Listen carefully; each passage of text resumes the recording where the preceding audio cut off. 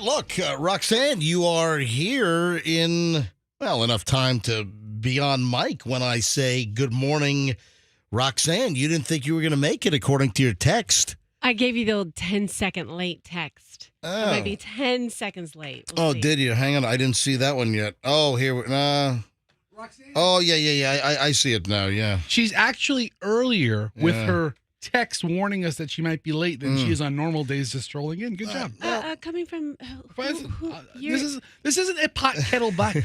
Roxanne thinks there's this weird competition or thing between us lately. Yeah, it really is interesting. Yeah, there's this like tension between Roxanne and Fester. When isn't there? My little interaction with Roxanne and the whole psychic thing, that seems to have faded a little bit. But well, maybe not. Hey, folks, welcome to the MJ Morning Show here on Q105. It is 6:01 here at WRBQ HD1 Tampa, a Beasley Media Group station. I'm MJ with another hour of Tampa Bay's hits of the 80s and 90s and more. I missed the legal ID at the top of the hour. So I'm just reading the card right in here. Hey, yeah. Maybe we'll play two songs. So this hour. I'm greeted with a couple of texts this morning. Yes. Let me share some stuff as we get rolling here on Thursday morning. So Froggy texts us at 4:38. Oh, folks, if you've noticed, you've not heard Froggy this morning. Hey, do me a favor, Andrew. Can you take Froggy's camera? Just bring up Froggy's camera real quick, and, well, you shall see that there is no Froggy. Froggy texted the group this morning, I think I have a fever or something. I guess thermometer technology has not made it into the Froggy household. They got a couple of kids that are young, and I guess what? No thermometer. I think I have a fever or something. Right. We have the technology, Hey, we're even running that commercial for the oxygen thermometer, where the guy sounds like he's on a little toy microphone from Radio Shack, like 1972 or something. Anyway, so Froggy texts us, I think I have a fever or something. I feel like dog bleep. For 2 days, hope it's not COVID, but I'm gonna take today off and take a COVID test. Okay, great. So now we're hearing this morning at 4:38 that Froggy's felt like dog beep for the last 2 days. Phenomenal. Fantastic. So I saw him yesterday, and I even acknowledged how terrible he looks because... Well, no, come on. Really? I don't think he looked terrible in the studio. Was there any indication that he didn't feel well? I had no idea. This is the first I'm hearing about this. So down the hallway, he's walking very slowly, and he's not walking with any enthusiasm or pep in his step or how we walk in the morning. He's just kind of moping along. God, don't say pep in your step. Everybody knew what I meant. So he's walking very sloth-like. Well, I guess you'll say that when you wear a shirt like that. Oh my God! Right. Hey, take Fester's camera. Look at this shirt. This is my favorite of my Hawaiian shirts. Yeah, that's a shirt that everybody I've seen who wears that shirt says pep in their step. Yes. Oh my God! I looked at him and I was like, "Hey," and he's like, "What?" And I go, "You look like crap." Are you serious? Yeah. You said that to him like 2 days ago, I think. I think I've said it to him twice this week. Okay. If he doesn't feel well, why is he in here for 2 days just breathing on us all then? It wasn't like I'm sick. I feel like crap. It's like he was tired, feels like. He's like, I'm just really tired. I was like, well, that's on you, man. Come on. Snap out of it. And then he's like, and then today he called me. Thank you for being so descriptive with That's exactly how it was. If you would have seen him, he was like, I have a bigger emergency. Well, I was going to get to your text. What's your emergency? I don't think I'm receiving text messages. What do you mean? Because Doug has told me he's tried to text me and I didn't. He's like, I texted you that and I didn't get it. All right, well, and then I'm allegedly on a group text. I'll text you right now. Okay. I didn't text you back. So Roxanne texted, so I get the Froggy text I wake up to that from Froggy at 4:38 this morning. All right, Roxanne, I'm sending you a text right now. Okay, here we go. And I'm just going to do it. Hello. Okay. Okay, go ahead. I just sent it. Let me know if you get the text. Nothing. Well, you got to give it a second. It's not instantaneous. Should have received it by now. Yeah, you should have received. Oh, I got it. Hello. Yes. Yeah, so a text is going to take, maybe 10, 15 seconds or Really? something to come through. Yeah. It was like, All right, so why would you think you're not getting text messages when you just got mine okay, right because away? Fester, compare. I got Fester's Hey Rocks, but compare our group text. Our group text. All right. So I sent that one to you guys. All right, hold on. Let me send you, maybe there's something all curmungulated with the group See, I text. didn't get that one. Let me send you a group text.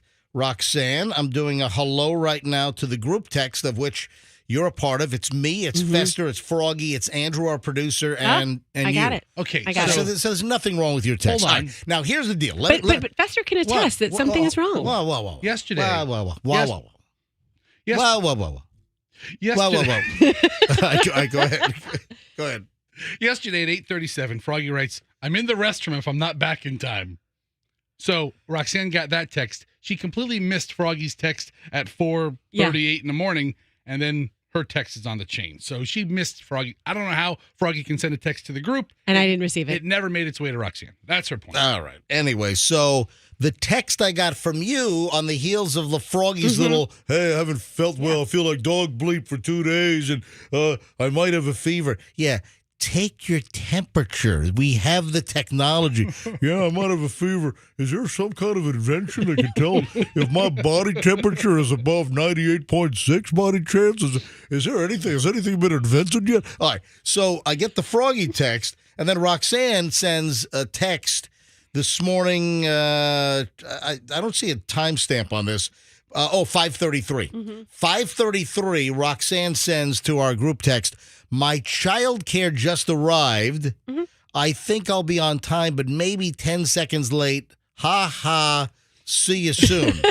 All right, now, hang on. No, this is significant. Hold on. Is it though? Why, if you're doing a morning radio show and you need to be here, why would your childcare be late? Who is your childcare?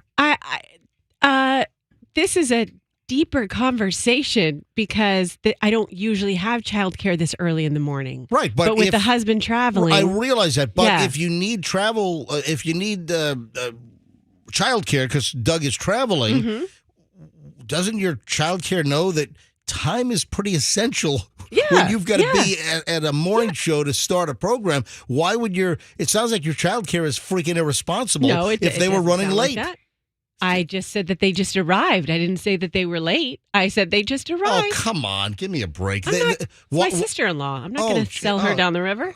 No. It's your sister-in-law? It's not like you hire a service. You're bumming a favor from family. How about, I don't care who it is. How about just telling the truth? I mean, your child care was late, and that's grossly irresponsible, and I would fire them instantly. No. All right? That's what 6:09 at the MJ Morning Show. Just getting rolling.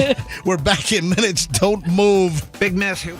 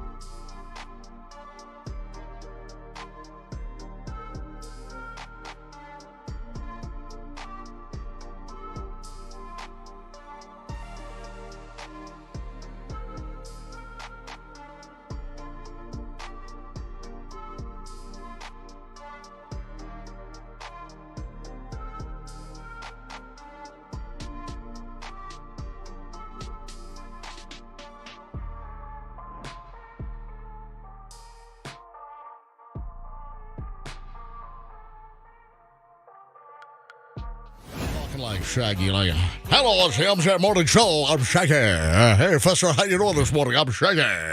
Mr. Bombastic. Yeah. Oh, look, hey, Roxanne's getting in on the action over here. Are you trying to set me up for an HR complaint? What is your deal? No, I just want you to feel the buttery softness of my pants. All right, let's parse that statement.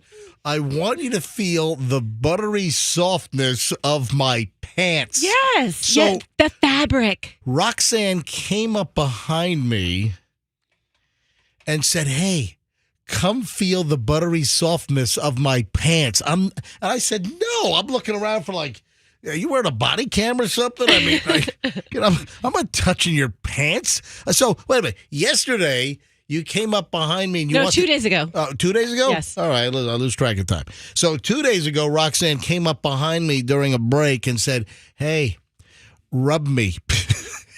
And she wanted me to rub her arm to feel her shirt. And then minutes ago, she comes up behind me and said, "Hey, touch my leg, rub my pants." Oh, my God. I'm a good pitch woman, aren't I? No. This is Greatness Wins. These No, are Greatness Wins pants that I'm wearing right now. You're not a good pitch woman because you're putting me in like an HR complaint, like sexual harassment, like setup situation. That is not a good pitch Yeah, woman. I didn't need you to touch my leg, just like the fabric. Just Oh. pinch. Do your little pincher thing you did the other day. All right. So here's the deal. Did you just mention the name Yeah, of I this do. So I had to thing? say, full disclosure, I'm an investor in Greatness Wins. Okay, so wait a minute. How many times are you going to like try to pimp this product on this show? All right, so here's the deal, and we just found out about this 2 days ago when Roxanne wanted me to touch and feel her arm because she wanted me to feel how soft the fabric was, and then she told me, "Oh yes, I've invested in this clothing company." I just want you didn't have to talk about it on air. I just wanted you to feel them so you can be so mesmerized by the material that you want to. Yes, because I am some from Michelle. mesmerized. I'm mesmerized by fabrics all the time. Yeah, that's one of the things in life that mesmerizes me is fabrics. Now, when did you invest in this? When did you? Did you say I don't know? Yeah, I mean, I don't know what day exactly. No, I'm not looking for the exact time stamp. Like about when did you invest in this? Maybe 5 months-ish ago. So you're just having me rub your body parts now? Because the women's line just launched last week. Oh, and let me tell you, okay. I just ran my steps. You know, I go in the stairwell in the front of the building, and I ran up and down the stairs. I won. I don't think you can lose in Greatness Wins pants. I think you win. How many times are you going to push the name of this thing? MJ, this is like the home shopping channel. I don't know what it is. Did you ever do home shopping with your? You should. I You would think be I so did one good time. at that. I think You know, I did can one I get you a job there? Please? Please. Please. Please. We're all in agreement. Hold on, you haven't answered. Have you ever done home shopping? Yes, I did. I did. Well, yes, one look, time. Look I at did that. one, Ding, one ding, little ding. guest thing.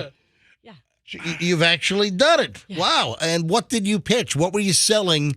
Did you say you only did it one time? Yeah, I just did it one time. It was like a guest. It was like a guest thing. And what were you pimping? What were you pushing? It was nutritional products. Oh, supplements? Yeah. Oh, jeez. And now it's athletic apparel. You know what drives me nuts? Speaking of supplements, and then we'll get back to your pants. You don't have to get back. I just wanted you to enjoy them. I'll tell you what. You want me to enjoy your pants? Yeah. All right. Are you going to bring this air check to like the next stockholder meeting? Like, guys, listen Look, to all the. I got in the name of the company 4 times in 2 minutes. Wow, guys. Yeah. Hey. Ooh. Yeah. All right. So you invested 5 months ago. Mm-hmm. And who else is invested there? Didn't you mention like some big names that are invested in this? Yes, it's Wayne Gretzky. Wayne Gretzky. Yes. Wow. Misty Copeland. Who the hell's that? I heard the name. Who a is ballerina. that? Okay, I know. I've heard the name. Yes, and Derek Jeter.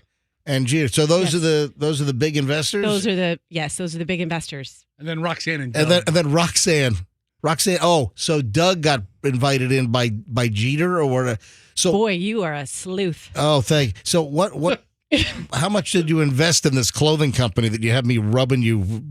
Okay, we're going to write down our investments. I'm going to write it down on my sheet, and you write down on your sheet your investment in a particular company. How about that? He's not gratuitously coming by saying, "Eat this chicken, eat this, it's so good." Listen, I've got numerous investments in various things, but I mean, is it a significant amount? I mean, you're really starting to pimp this heavy this week. And then my clothes just arrived. That's why. Oh, your clothes just arrived. Oh, I see. Is there going to be like a Super Bowl commercial with you in it or something? I think we own 0.00001%. Oh, fantastic. Yes. Oh, man. So that's retirement money right there. Yeah. Wow, that's great. That won't even buy you a can of off-brand dog food at Family Tree or Family. What is it? Dollar Tree, Dollar Tree, Family Dollar, Family Dollar, Dollar Tree, whatever. All right, 6:26 at the MJ Morning Show. I just said, hey, remind me about supplements. Don't remind me. I just remembered. So Roxanne just disclosed that she once pitched supplements on Home Shopping here in Tampa Bay area and Clearwater. Now listen, I want to disclose. It wasn't like it was at that studio. At the Home Shopping studio. Was it on Home Shopping Network? Hold on. Why would I assume anything different? Because I feel like it was not on Home Shopping Network. I feel like it was just filmed there. Wait a second. Oh, wait a minute. Yeah, I just don't want to hold on. Were you falsely represent. Were you live on TV? No. Oh, well, that's what. If you're on Home Shopping or you do something at Home Shopping, you would think that you're live and they got the counter going with 5,217 sold. No, I didn't do that. Oh, you didn't? Never done that. So you just used their studio space. Yes, exactly. And what were the supplements you pitched? I don't know. They started with an E. I mean, we're going back here 15 years. Okay, all right. Anyway, so, and whatever reason, just the word supplement triggered something. Yeah. And you know what drives me nuts? These commercials for these brain supplements. Yeah, it drives me nuts too. Tell me. Because... why does it? Because I feel like I'm missing out and I should be taking them, but I'm scared to take them. No, they don't work. They don't work. They're like rackets. Fester, go to the Googles real quick. Sure. I don't have a lot of time here. I don't want to get too late. But what's the one where this particular brain enhancer, the science came from jellyfish. Oh, I've seen that one. And then you got who's that? Is it Alton Brown, that the former TV dude? He's now doing something. And what's her name from Jeopardy? Well, what's her? Mayim Bialik. She's like pushing the crap. Prevagen. All right, listen to this. Fester, go to Google. Yep. And type it. Go in the search box. Hurry up. Type in Prevagen, Prevegen. Prevagen. Now, wait until type in Prevagen and then type in lawsuits. All right? I mean. Oh, really? Oh, yeah. Listen, the FDA. Listen, look at this. The FTC and New York State Attorney General have charged the marketers of the dietary supplement Prevagen with making false and unsubstantiated claims that the product improves memory, provides cognitive benefits, and is clinically shown to work. Yeah, this is from the FTC actual website. And I know there were lawsuits flying because you got people paying. Listen, I'm just going to pull out a number. You got people paying $29.95 for like a little container, a little jar of these and there's like no proof that it does anything. Like taking a sugar pill, probably has the same effect. And then you get this other one, Alton Brown. What was that show that he was involved in? He did a show called Good Eats for a long time. Yeah. And then now I'm seeing him all over the place. He's pushing some brain pill. The fact is that you can make all these claims and, with a supplement, it doesn't have to be FDA approved. And I'm just saying, just be careful. People are just so quick and eager to pop pills. And you got these supplements out there where there's science, there's stories that there's like no proof they do anything. Pop some lemon heads, and you I mean, seriously, nerds, yes. Whatever, and it might do actually more than some of these supplements that people are popping. So there's this protein, the jellyfish protein is called apacorin. Okay, it's called Oompa Loompa is what it's called. That's what the name of it is. So yes. Here's an article that says, can jellyfish protein prevent Alzheimer's. Yeah. But you see how it's worded. Can it do that? Oh, yeah. And then you read the article and it's like, possibly, yes, maybe. Can lasagna help Froggy's erectile dysfunction? You know, it's a good start. Anyway, it just drives me nuts. All these supplement commercials, especially that Prevagen commercial that just keeps running. And multiple lawsuits. If you, what? The average cost for one bottle of Prevagen is $42.99. Yeah. Oh my God! I thought your $29.99 sounded low. Like, oh my, holy big deal. Yeah. No, but if you look, Give it a try. Fester, you can find a whole series of additional stories about no proof and federal lawsuits and this and that. And I don't know. Did they settle? But they're still advertising. They're still selling this stuff. And, oh, yes, the compound originally found in jellyfish. And, you know, suddenly you're going to be like Oppenheimer and developing nuclear bombs and everything. I mean, come on. All right, 6:31 at the MJ Morning Show. Early Morons in the News next. Don't forget, after 9 o'clock, we'll give away more tickets to see Billy Joel and Sting. One night only, Feb 24. Ray J, only time in America that Billy Joel and Sting are going to perform the same night in the same venue. It's a big deal. And we've got free tickets for you to win after 9 o'clock here on the MJ Morning Show.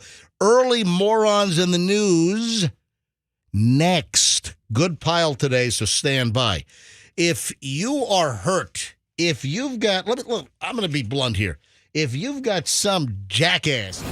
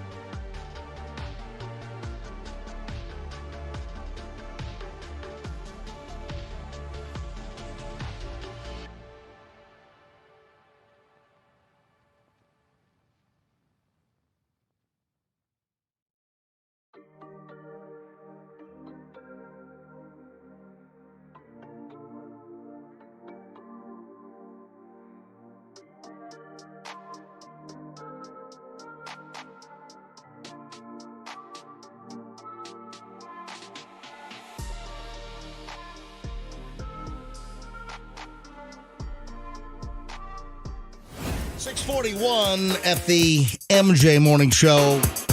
Time for the early morons in the news, and I'm pleased with today's pile of idiot stories. This has got to suck. Can you imagine? You are kidnapped and waterboarded and tortured, and it turns out they grabbed the wrong guy at an apartment complex in Miami. I mean, really? Oh, man. Folks, this is not like Chechnya, all right? This is Miami. 3 men are facing federal charges after this botched armed kidnapping in South Florida. U.S. Attorney's Office for the Southern District of Florida said on October 13th, this is only a couple of days ago, brothers Jeffrey and Jonathan Arista, who are 32 and 29 respectively, kidnapped somebody with the help of a dude by the name of Raymond Gomez. You know, there's something about Raymond. Something. Yep. That Raymond. However, instead of nabbing their intended target, they kidnapped the wrong person outside of the victim's apartment. By the time the suspects arrived at an Airbnb in Plantation, which is north of Miami in Broward County, the suspects realized the mistake, but the U.S. Attorney's Office said instead of releasing the victim, they waterboarded the captive, threatened to kill the victim while pointing firearms and tasers and an electric drill at the kidnapped victim. What is this, casino? What is this, a Joe Pesci scene? This is awful. This is insane. Officials said the men forced the victim to go to a Pompano Beach business to then lure the actual target, but instead, the victim called law enforcement. All suspects arrested. Is this nuts? Wow. A botched, mistaken kidnapping, waterboarding, drilling in the head. Roxanne, you just stood up and smashed your microphone. I'm sorry. Can I? Well, I was mimicking the water. I was trying to do a sound effect for waterboarding and smashing. No, you weren't. I don't know what you're doing over there. Good cover. All right. This is a nightmare. Yeah, it is. All right, here's another nightmare, man. I don't want to see this. A guy getting it on with a stuffed animal in a car. If the cars are rocking, don't come and knocking because the guy might be all intimate with a stuffed animal. Holy jeez, man. Is there a picture of the stuffed animal? Yeah. No. I got a mug shot of this Arkansas dude, though. Okay, Arkansas. We'll have to take a look. This is last weekend. Sunday morning, last weekend, guy spotted in a vehicle. Yeah, so police saw this suspicious car parked outside of a storage facility that had been broken into like 20 times in the past year. Oh, well, let me check this out. We got a lot of activity over here, a lot of bad things. So sheriff's deputy noted that the vehicle in question was rocking at around 12:45 in the morning. Man, how bad does your life have to be that you're parked at a storage facility after midnight, your cars are rocking, and your date is a freaking stuffed animal? I mean, how bad is your life, I think man? this is rock bottom. I would say. So when the cop looked inside, he spotted Theodore Morgavin, 55, having relations with a stuffed animal. Yeah, this guy Morgavin is a divorced father of 3.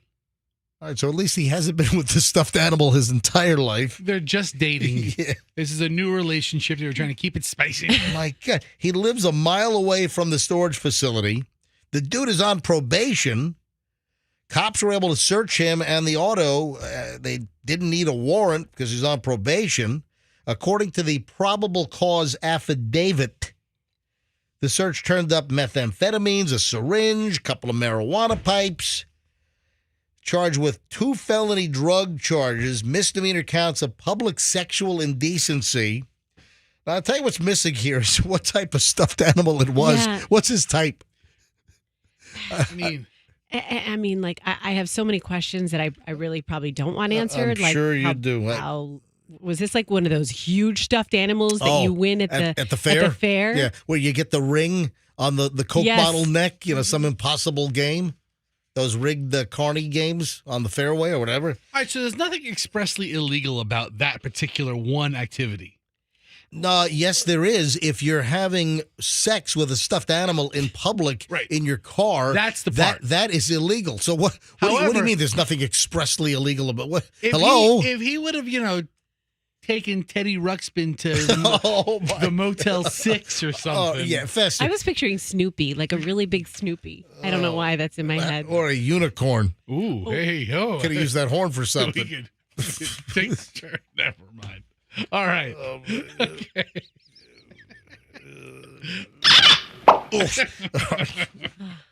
I'm telling you, it's morons in the news. Hey, how about this? 2 men stab each other over a Dallas Cowboys game. Yep. Monday Night Football. In Texas, 2 San Antonio, Texas men stabbed each other because of a noisy Monday Night Football game. Yeah, it turned violent. got into an altercation over noise. Disagreement led to a stabbing. Both transported to a local hospital. So what happened? Watching the Dallas Cowboys on Monday night, obviously got very loud. It was a big win for Dallas. Yeah. Who'd they play on? The Chargers? The LA Chargers? Yes. Mm-hmm. So this was two guys in their mid-50s. The two men, neighbors, got into a fight where knives were drawn. The two men began stabbing each other multiple times. One of the men was transported to San Antonio Military Medical Center. The other was taken to University Hospital. Both stable condition. Dallas Cowboys did beat the LA Chargers. I think it was 20-17. Michelle, man, I'll tell you what. My wife is watching everything football. I don't know what she is watching the early game on Sunday. She's watching the late game on Sunday. She's bouncing back and forth. She's got CBS. She's got Fox going on. Though, then Sunday night, it's NBC Sunday Night Football. Then it's Monday Night Football on Monday night. Then on Amazon Prime, you've got Thursday Night Football. Oh, geez, that's tonight. I'm gonna be held hostage. Hey, listen, I like watching a football game, but I don't need to watch 20 football games on Sunday, Monday, Thursday. Michelle's my favorite, but so I don't want to make this strong accusation. Oh, jeez. Does she have a gambling problem? No, she doesn't have a Is she gambling. making bets on the game? You know what? I don't think so. I don't believe she's doing that. She sounds very invested. Yeah. Oh, hey, I've got a Carline story, and this is pretty pertinent. Carline is going to happen in a very short time for a lot of people listening right now. Dropping off the kidlets at school. So if you're getting ready to hit a Carline somewhere, it is very important that you listen to the next segment here on the MJ Morning Show. So that is on the way.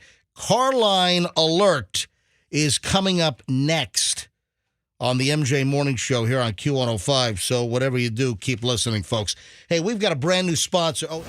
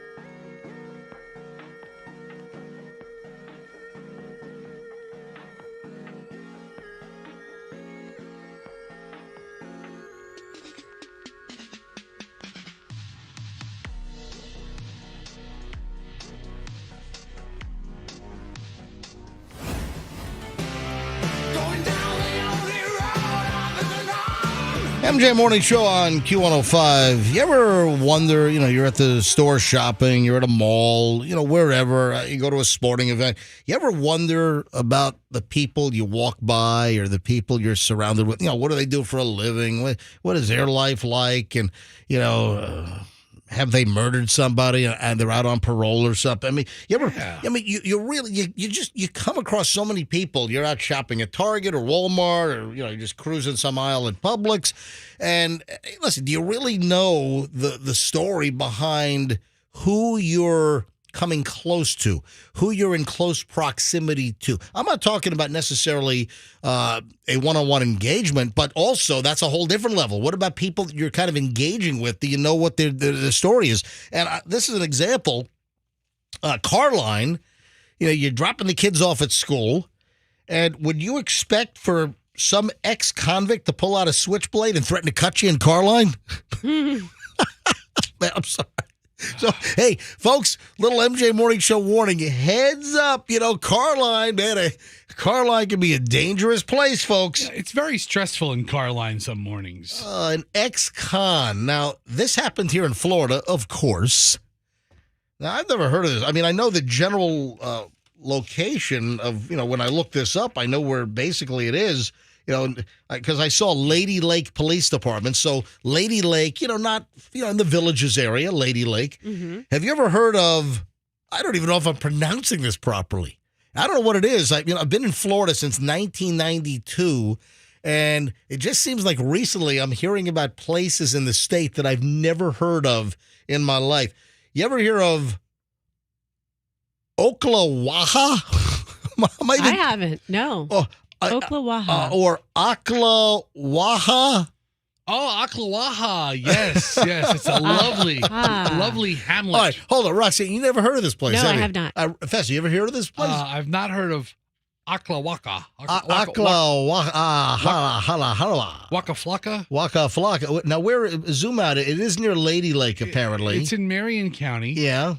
So to the east of Bellevue. So I've heard of that. Heard of Summerfield. North of Leesburg. Yeah. All right, so this is where this happened. Ex-convict pulls out a switchblade after an argument in Carline at a local school. John Henry Birch, Jr., 36, driving a black GMC truck earlier this week, Monday. Carline at Villages Elementary of Lady Lake. So that is like in the Villages, then it sounds like. Sure right? as hell does, doesn't it? So, according to the arrest report from the Lady Lake Police Department, a woman in another vehicle involved in a drop-off at the school said Birch's wife had stepped on her foot while they were both near Carline. Oh, man, the old step on the foot. The woman, I'm sure she was wearing some Louboutins. Yeah, I'm sure, in Carline. Those are the red bottom things, right? Yes. Well, do you have any Louboutins? No, you've asked me this before. I do not. You don't? No. You pay less? Yeah, I pay less. They're gone, aren't they? Isn't Payless? I have no idea. I've never been to Payless. Well, that's the problem. Year. That's why they're out of business now. So yes. I because Roxanne didn't go to. I stopped going this year. I think, isn't Payless gone? I think they are. Anyway, so this woman steps on Birch's significant other's foot.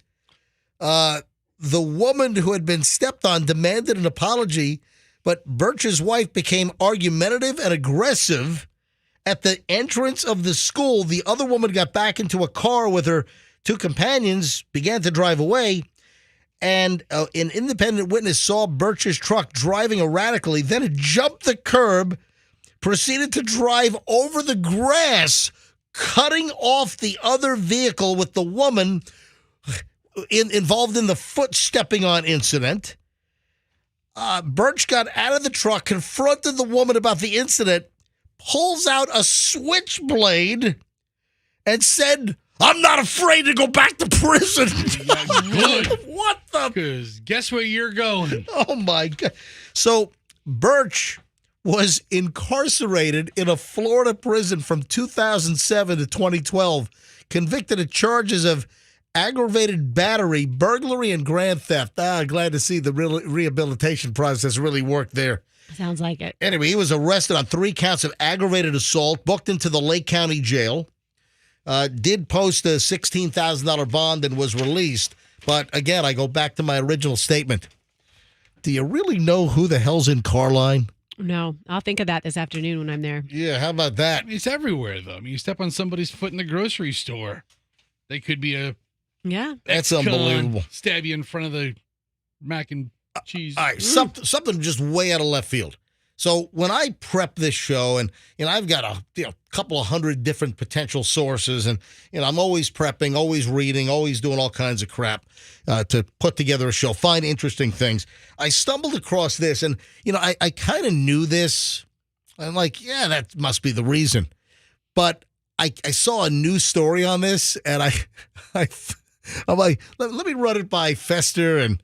And Fester, you're sort of in the automotive business. I mean, your real job is selling RVs at General RV, right? Yes, that's the real job. So, Fester, I think you might be inclined to maybe nail the answer maybe faster than Roxanne. But listen, there are plenty of things that Roxanne's going to know before you know. Now, why are you shaking your head? I'm not going to know. Whatever your question is. If it's automotive, I won't know. You might. Hold on. Okay. I'm not going to ask you about a torque converter in a 84 Chevy Blazer transmission, okay? Oh, you got to calibrate that. By the way, I did have a torque converter problem in a brand new 1984 Chevy S10 Blazer. See, I don't. Well, these are just words. It means nothing to me. Yeah, it was fixed. It had to be fixed by the Chevy dealer in Ithaca. You drove a 1984 Blazer? Yeah, I had an S10 4x4 Chevy Blazer. That's a sweet black ride. And gray. Yeah, it was pretty cool. But remember, I gimmicked my parents into getting a Mustang GT and getting some help in college. I'm like, I told the story on the air. Were you not here? I don't recall you gimmicking your parents. I gimmicked my parents on this thing. So, yeah, it was a nice the S10 Blazer 1984. I had a 4x4, the Laredo package, I think, or whatever the hell it was. And so I get to school, and I really got the hots for the Mustang GT. And I told my parents that, all the kids are making fun of me. I'm from Virginia. They're calling me a redneck in my 4x4 truck. Yeah, you know what? I need something a little sportier to fit in, Mom and Dad. And so I got them to help me out in purchasing a 1985 Ford Mustang GT. It was white. It had the 5.0 thing on the side, and it had like a black decal. It was a white car with like a black decal on the hood, and it said like GT. Yeah, that's it right there. You just found it. Yeah. Fester found this could be your car. It could be. Fester found the exact car, 85 Mustang GT 5.0. Yeah, look at that thing. All right, so it's for sale right now, $7,000 in New Jersey. Yeah, I'm sure I could pick that up for a song. $7,000. All right. Now let me go back to the automotive thing. It's not really automotive, but why do you think? You ever been on a train or a bus? You ever been on a tour bus and the seats on the bus, they use like crazy, like swirly colors and fabric patterns? Yes. Yeah. I was just on a tour bus a couple of months ago, and all the material was like, who picks this? Yeah, all the seats in the tour bus, or a lot of times in public transit, if you're on a train, whether it's the U.S., whether it's a foreign bus or Roxanne. Why are the fabrics all crazy and all kinds of crazy patterns on a tour bus or whatever? Yeah, to hide the stains. Yeah. There's some grim crap that happens. Yeah. Oh, my God. I was reading, just all of the stains and all of the people crap and I think in some cases quite literally that. That's why. So when you're on a tour bus next and the seats are like all kinds of crazy swirly patterns, that's because they're trying to hide all the filth and muck. I have a disgusting story I could share. Do you want me to? We've got 2 minutes. Go. Okay, I was at the movie theaters probably 10 years ago, and I spilled a entire bottle of water on my seat, so my pants were soaked. All right. They were white pants. Did it look like you had a bladder control problem? Oh, no. No, much worse. Were you wearing khaki pants? No, they weren't khaki. They were white. Yeah, khakis are the worst when you have a leakage problem. Listen, I know where she's going. Go ahead. She said white pants and movie seat and water. This is so disgusting, guys. Should we broadcast this at 7:12 in the morning? Yeah, it's fine. It's probably a good warning. All right, go ahead. I got home and I looked at my pants from where the water had, spilled, and they were completely like brown from the whole. You know what I mean? Like, because the seat got was wet, so dirty, and then the dirt got lifted up in the water and got transferred onto your white pants. Exactly. Oh, it was disgusting. Just the filth of water. The water activated the dirt. Oh, yes, man, that's the grime. Yes. So next time you're on a tour bus or some kind of public transportation, and it is a cloth seat with a crazy pattern, you're sitting in Roxanne mucky theater filth seat with who the hell knows. I'd pay extra for that seat. Swab that baby. See what comes up in the lab when you swab that seat. All right, 7:13 at the MJ Morning Show. Don't forget, after 9 o'clock, we'll give away the Sting and the Billy Joel tickets for Ray J. So we'll do another pair today. We'll do another pair tomorrow to round out the week. Folks, stand by. We are back in minutes. Got to talk about PMS.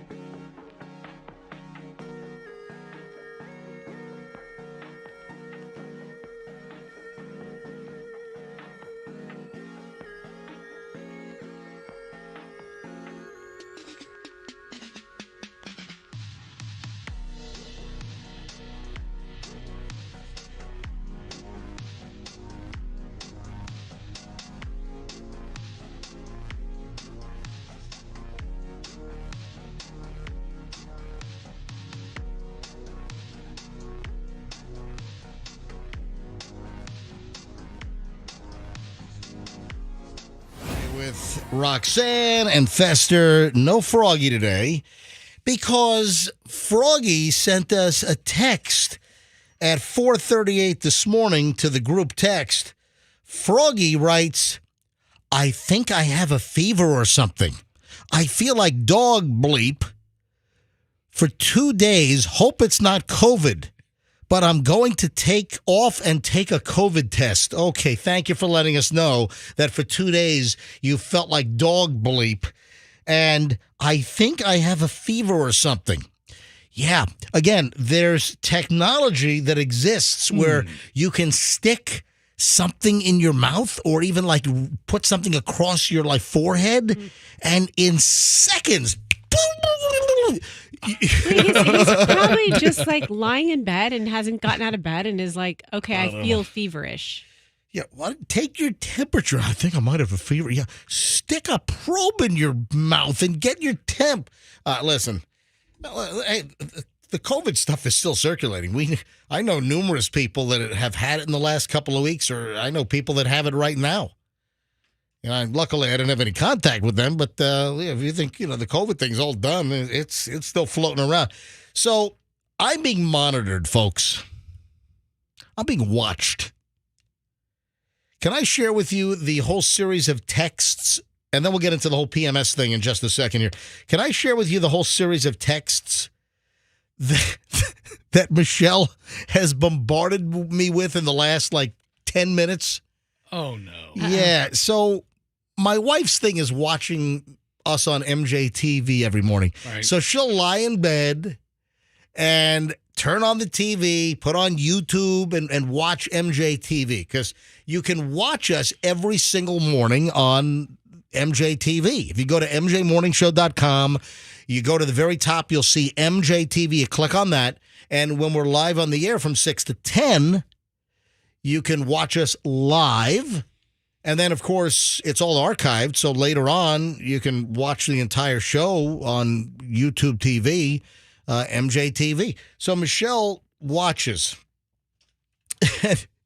She started sending me these texts around 7 o'clock, so about 28 minutes ago. So this is the first text. It's like rapid-fire texts. First, are you flexing your muscles? No, I'm just standing here. Next, are you puking back there in the corner? What? What? I think I went to blow my nose like 20 minutes ago. Next, I'm so disappointed you weren't pleased with the sheet changing I did yesterday.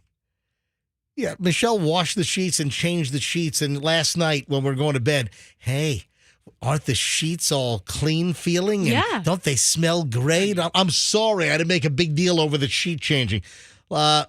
Next, what was that look for? I don't know. Did I do a look in the camera? Because keep in mind, you can watch us live when we're on the air like right now, but when we go to break, you can also kind of see it gets grayed out a little bit, but you can see sort of what's going on in the studio during the commercial breaks as well. Then she writes... Well, I concur with her on that look. I've seen you do some looks today. What I've look? seen some looks out of you. Next, you flail your hands and arms a lot. I agree with that. Next, I see you looking at your phone. What is this? Are your ears bothering you? You just left the studio with your phone. Did everything come out okay? Did you remember to wash your hands? I mean, my God, wow. It's rapid fire. All right. She's really bored this morning. Moving along. Don't forget, Billy Joel Sting tickets. We'll give them away after 9 o'clock this morning. Just listen. I'll tell you when to call in. I'll tell you what number to be. It's that easy to win Sting and Billy Joel tickets. 7:30 exactly at the MJ Morning Show. I teased PMS. So, Roxanne, when I say PMS, what comes to mind? I mean, the only thing that comes to mind for me is premenstruation. Got to be right. Yeah, Nope, not it. Nope, not it. Not it. Okay. There is another PMS, and I'm not talking about the color scheme and all that. No. Have you guys ever heard of perfect moment syndrome, PMS? No. Yeah, I read this a couple of days ago, and I kind of put it in we probably should talk about this pile. It's really interesting. People have something called PMS, and it's called perfect moment syndrome. And I was reading like a psychological breakdown and an analysis, and it's real. Perfect moment syndrome is when you have expectations that are so high you can't relax. So an event, you're going somewhere, or it's a birthday or whatever. You're going to do something or something's happening, and you've set the expectation level so high that you're just in turmoil. You can't relax. You can't focus. It's like you're so focused on, this has got to be the best. It's got to be the greatest that you can't enjoy yourself. So people are lacking enjoyment because of PMS, perfect moment syndrome, where you've set the bar so high, it's like it's tough to achieve it. In normal circumstances, everything would be great. It's just a nice, enjoyable time, but you've amped things up to expectation levels that are unreasonable. Well, if you're trying to achieve that perfect moment, you're probably not living in the moment because you're obsessing about all these other things. Well, that's the whole point here. Absolutely. You'll never be able to have the perfect moment. Yeah, I was reading like a little treatise here, I guess she's an author, Sarah Wilson.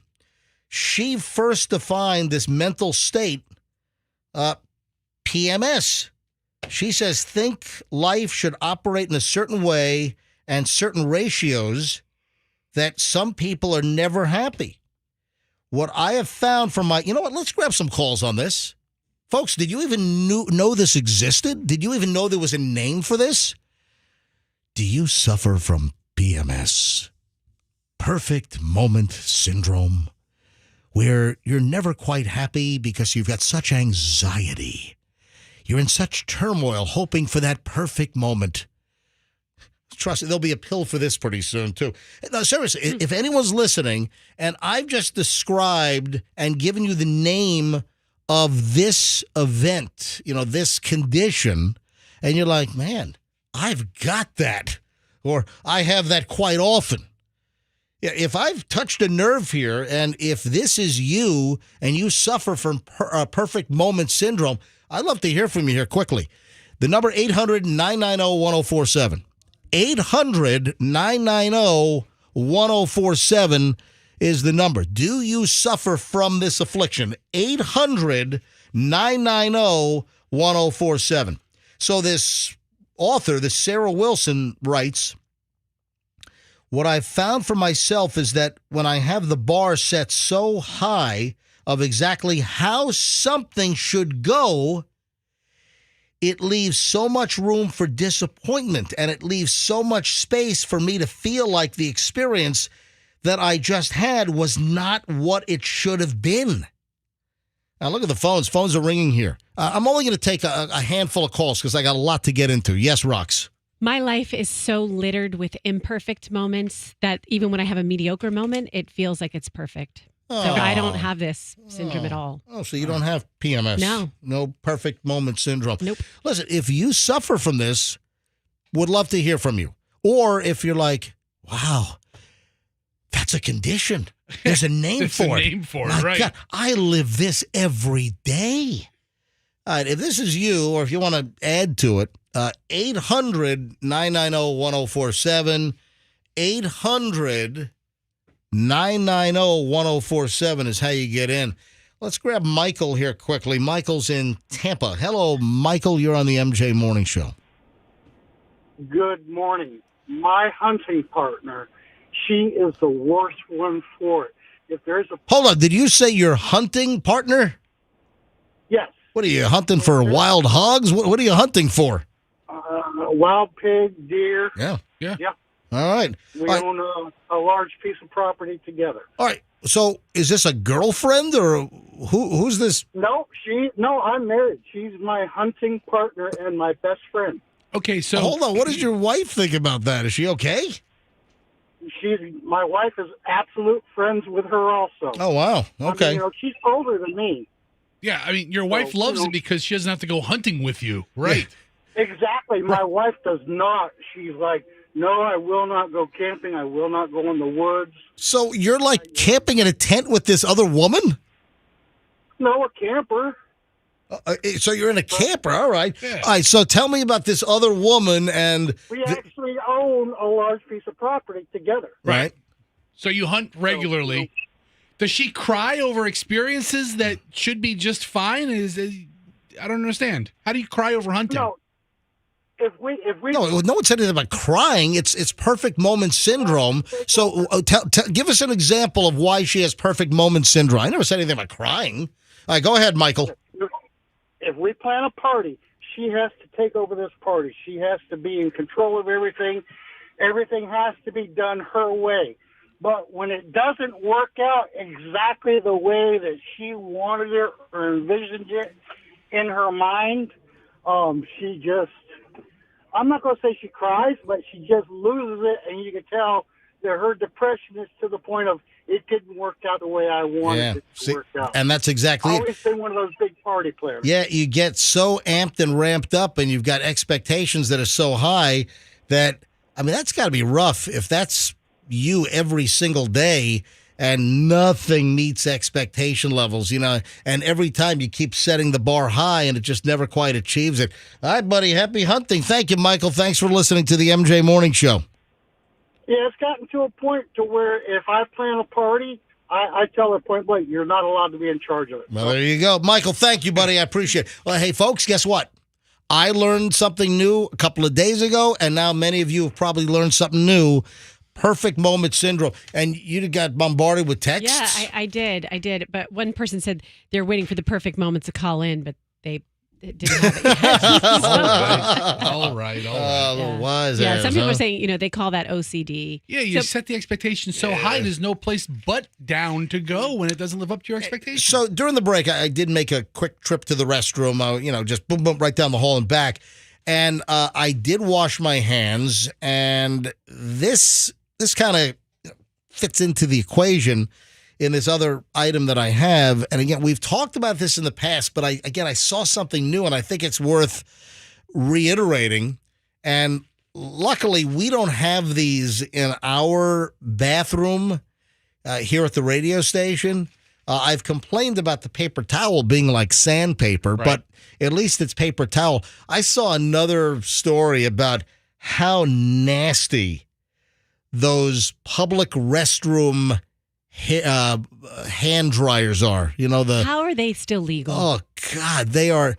Folks, people think, oh, yeah, you push the button. Well, first of all, you wash your hands and you push a button that's probably all, All right, so, use your elbow.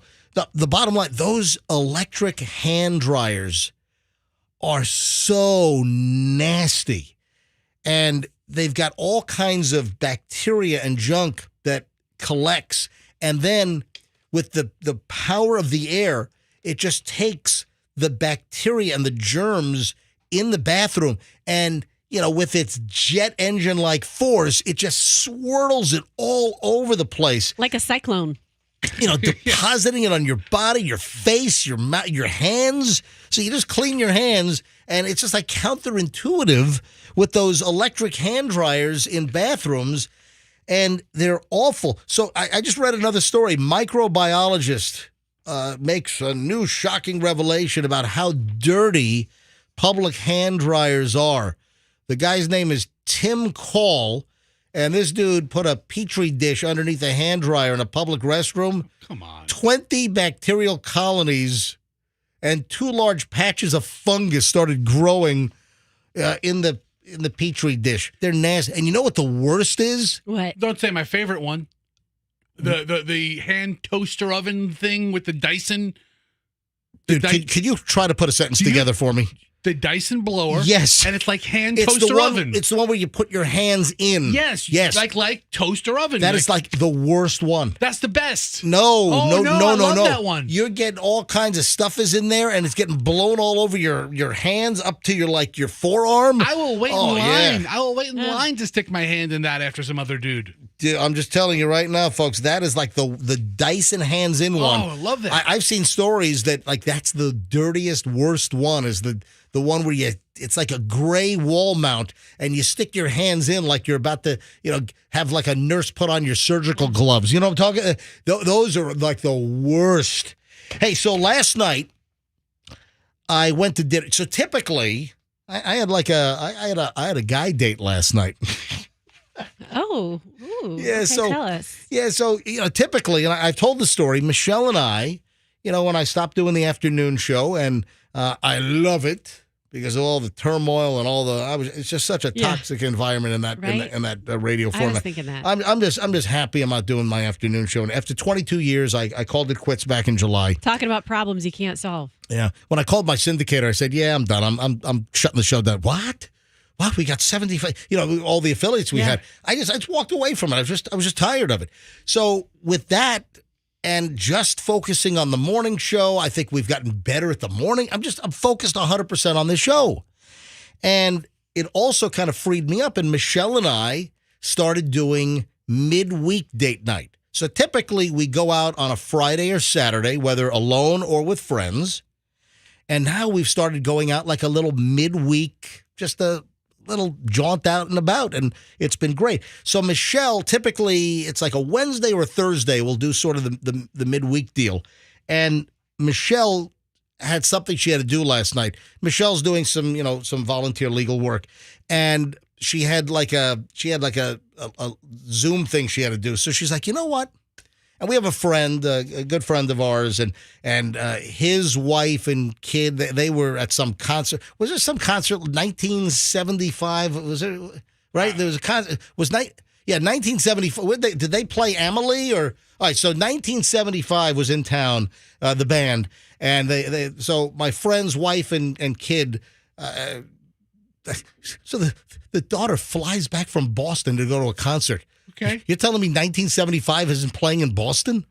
That's an expensive concert ticket, flying from Boston from college back to Tampa to see a concert. Yeah. Would have been a lot cheaper. Just go see the damn band up in Boston. Anyway, so, he's free because he didn't go, and Michelle's, doing some legal stuff last night.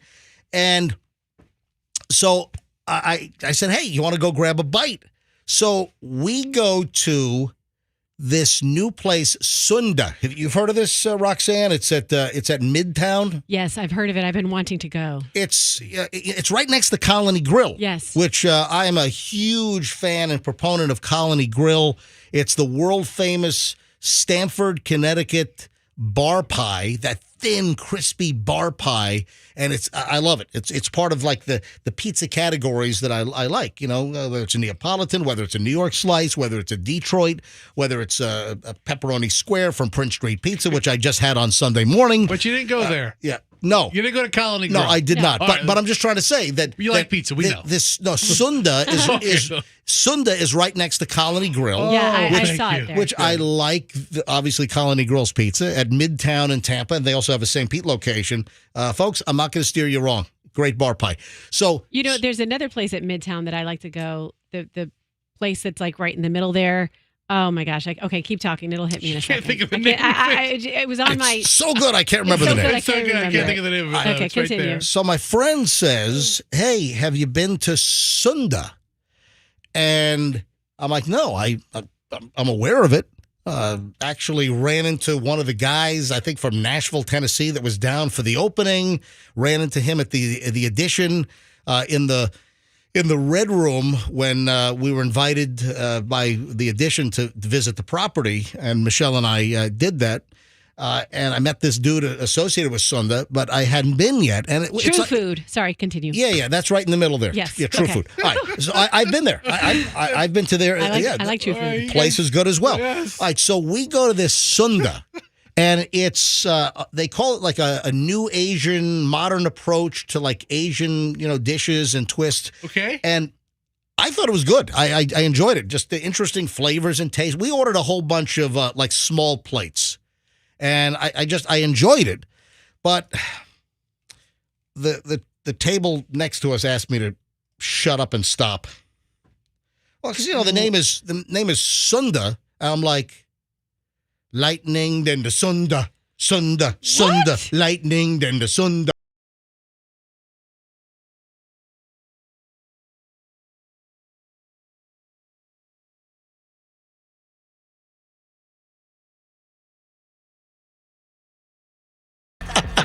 You're at this nice, casual New Asian dining experience. They asked me to leave. And there are people that I think there's two fellas in the corner. Sunda? I'm just doing Imagine Dragons the whole time. Sir, would you please shut up? No, I'm kidding. I'm joking around. No, but no. When I hear the name, it's like Sunda. It just reminds me of I got you. The Imagine Dragons and because Sunda, lightning, then the Sunda. Hey, you know what? If the hockey team had like an earlier game, you could plan a whole night. You could go see the lightning and then the Sunda. All right, so that might have been a stretch, but lightning, listen, the Sunda. So lightning, so I go to lightning game, then the Sunda. But or maybe you go to the Sunda first, then the lightning. Then the lightning? Yeah. Lightning. It doesn't quite rhyme that way. Hey, I got to talk to you about something, MJ. Oh, so okay. Yesterday, you were all like, "Oh my gosh, my neighbors, they have this." When No, it's not my neighbors. When I go on my walk, no, it's not my neighbors. Wait, I haven't even said what I'm going to say. How do you know? Oh, go ahead. You talk about this crazy house you walk by. Well, because I think I know where you're going with it. When you do your walk. Right. I mean, so when I hear of someone doing a walk, I usually think they're doing it in their neighborhood. Okay, but anyways, wherever this house is, you talk about it. And, oh my gosh, the decorations are so insane. And I thought, he's just exaggerating again. So Michelle and But you weren't. I was not. So No. Michelle and we did a long walk to Publix the other night. This was a Tuesday night. Michelle needed some avocados and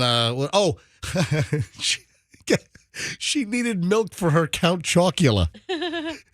Because it's that time of year. It's that time of the year that the Blueberry, the Frankenberry, and the Count Chocula is back. Is it only like Walmart or Target where they sell it? It's like I don't think it's wide, but every Halloween, Michelle buys a box of Count Chocula, and we didn't have any milk. So Michelle knows typically, in the evening, 6 o'clock or so, I go for typically during the week, 2-mile walk, 5 miles on the weekend. And Michelle's like, hey, I'll walk with you tonight. And can we walk up to Publix? And listen, it's, a couple of miles. So, but it was a nice walk. And I thought I was thrilled that Michelle decided to join me on the walk so she can get milk for her Count Chocula.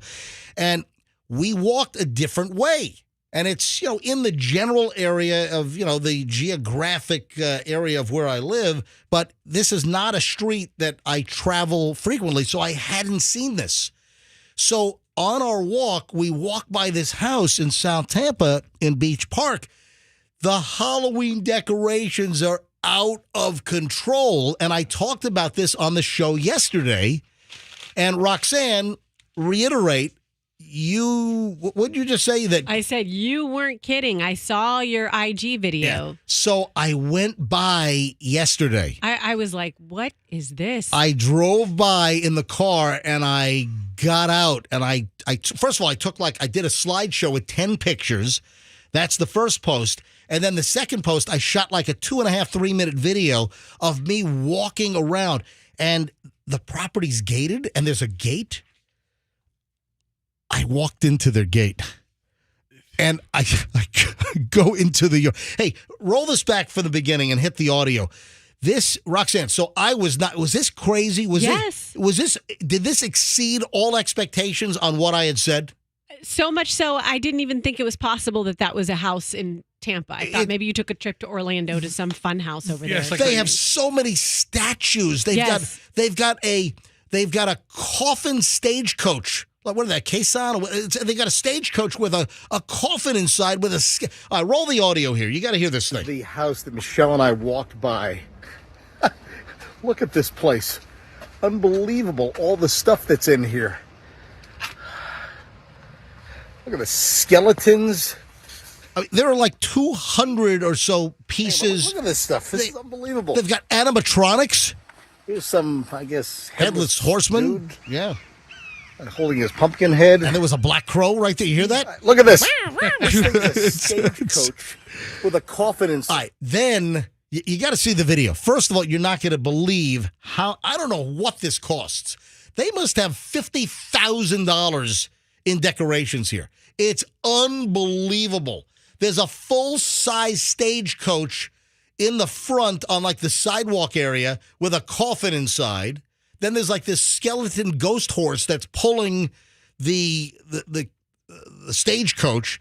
Then I'm on the sidewalk and I notice that the gate is ajar, and they have a gate with like a little combination lock. And I push my way in. I think this is coming up over here. All right, now they're making noises. There's like motion activation. There's a skeleton drummer over here. Oh, look. There's Keith Richards. Rolling Stones. Exactly. It's a skeleton with a gun. It's the Exorcist. Your mother sews socks in hell. It is. But then look at. I noticed the gate is open. So you got to listen. Here we go. Let me see if I can get over the fence here. Oh man, it's ajar. Watch. Oh, hey, do you think I can sneak in here? Can I go inside there? Will I get murdered in here? All right, I'm gonna. Then I start walking around. There's like hundreds of pieces inside. They've got the Texas Chainsaw Massacre full-size mannequin with the chainsaw. There are dragons. I mean, it's crazy. You had Michael Myers from the Halloween movies, full-size statue. You got a guy getting electrocuted like an electric. So I'm walking around their front yard. Then the dogs start barking from the back. So, then I got out of there. But folks, you got to see this video. The video of this crazy Halloween house. It's on my Instagram at Certified MJ Radio. Take a look. Leave a comment. If you don't follow me on Instagram, give me a follow because you never know what's going to pop up. So take a look at this couple of minute video of the most insane Halloween decorated house that I've seen ever here in the Tampa Bay area, at least. So my Instagram is Certified MJ Radio. That's Certified MJ Radio. Take a look at this thing. It's crazy. Now, Fester. Yes. You going to put your money where your mouth is? Yeah, I'll put my money. Or are you just making just baseless, cavalier threats? Maybe both. Fester, yes. I'll ask you again. Are you really going to put your money where your mouth is? And are you going to follow through on your threat? Yeah. Yes, I Do you know what I'm talking about? I have no idea what you're talking about. I do not know of what you speak. However, I will put my money down in advance and do it. We caught wind that Netflix was going to raise prices. Oh, yeah. Do you know what I'm talking about now, Fester? I am still left in the dark. No, I know exactly what you're talking about now. Netflix is pissing me off. At what point do they become too expensive to have? So we talked about this recently about Netflix raising prices, and now it's been confirmed. Mm-hmm. But Fester, you said on the air, if Netflix raises their prices again, that you're out. $20 in my world isn't the end all money. I mean, big deal. $20 isn't going to break me by any stretch. Mm-hmm. But do I watch that much stuff on Netflix to justify spending $23 a month on their service? I guess I could get a service with ads that might be a little cheaper, but still, they're arbitrarily just raising prices. It's like the fourth rate increase in the last year and a half. I don't think it's arbitrarily. I think they're just trying to make more money. They're just trying to increase their earnings. So Netflix has just announced that the price for the premium plan is going up to $23 a month. So Netflix has announced two price hikes. So on two of their plans, as they were, I guess, talking about quarterly earnings, they're saying that rates for the basic and premium plans, the basic plan, which Netflix actually, I guess, killed earlier this year, that moves from $10 to $12 if you're a grandfathered customer. You already had it. premium is going to rise from $20 to $23 a month. Percentage-wise, that's a significant increase. Yeah. 15%. Look at that. Ad-supported and standard plans are going to stay the same. Yeah, Netflix said that ad-supported, those will remain the same at $7 and $15.49.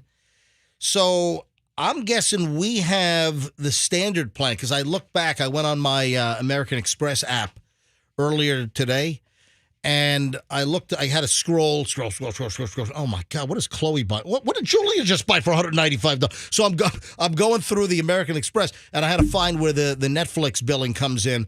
And my Netflix bill is $16.79 a month. So that must mean that we have the standard plan at $15.49. Plus tax? Plus tax must bring me to $16.79. So what am I not getting? So, I mean, I get to see everything I want. I don't have ads. So what is the difference? And we've got multiple accounts. The kids haven't complained about being at college and not being able to log on. But what is the difference between my standard plan at $15.49 and now this premium plan going up to $23? I don't know. I just know that Netflix works for me. You know, Michelle and I typically watch something over the weekend, or, you know, if I've got work done early, we'll, watch something on Netflix. There's so many other streaming services. $20 for one service is a pretty good chunk of change. I've been finding that my kids go to Netflix less and less. Yeah. Like we watch Gabby, we watch some Barbie stuff, but you can get some of that on Amazon too. So Netflix is pricing themselves out of a lot of homes, I bet you. Well, we'll see what happens to their earnings. You know, when they did and this is interesting, when they did the password crackdown to prevent people from sharing passwords, there's a report that in the last couple of months, they've added 9 million new subscribers because of the password crackdown. Ooh. That is a lot. That is absolutely nuts. Hey, I've got a scam alert here on the MJ Morning Show. MJ Morning Show scam alert. And, we're a lot of times ahead of the curve. I'll tell you something that I've detected or I've picked up a story that's happened elsewhere, and then I usually deliver something like a warning that goes, folks, this is happening so-and-so. It's just a matter of time before it comes here, or it's just started here. So there is a scam alert. Heads up on this thing. It's the costume jewelry scam. You know about that? Have you heard about this? No. What do you think the costume jewelry scam is?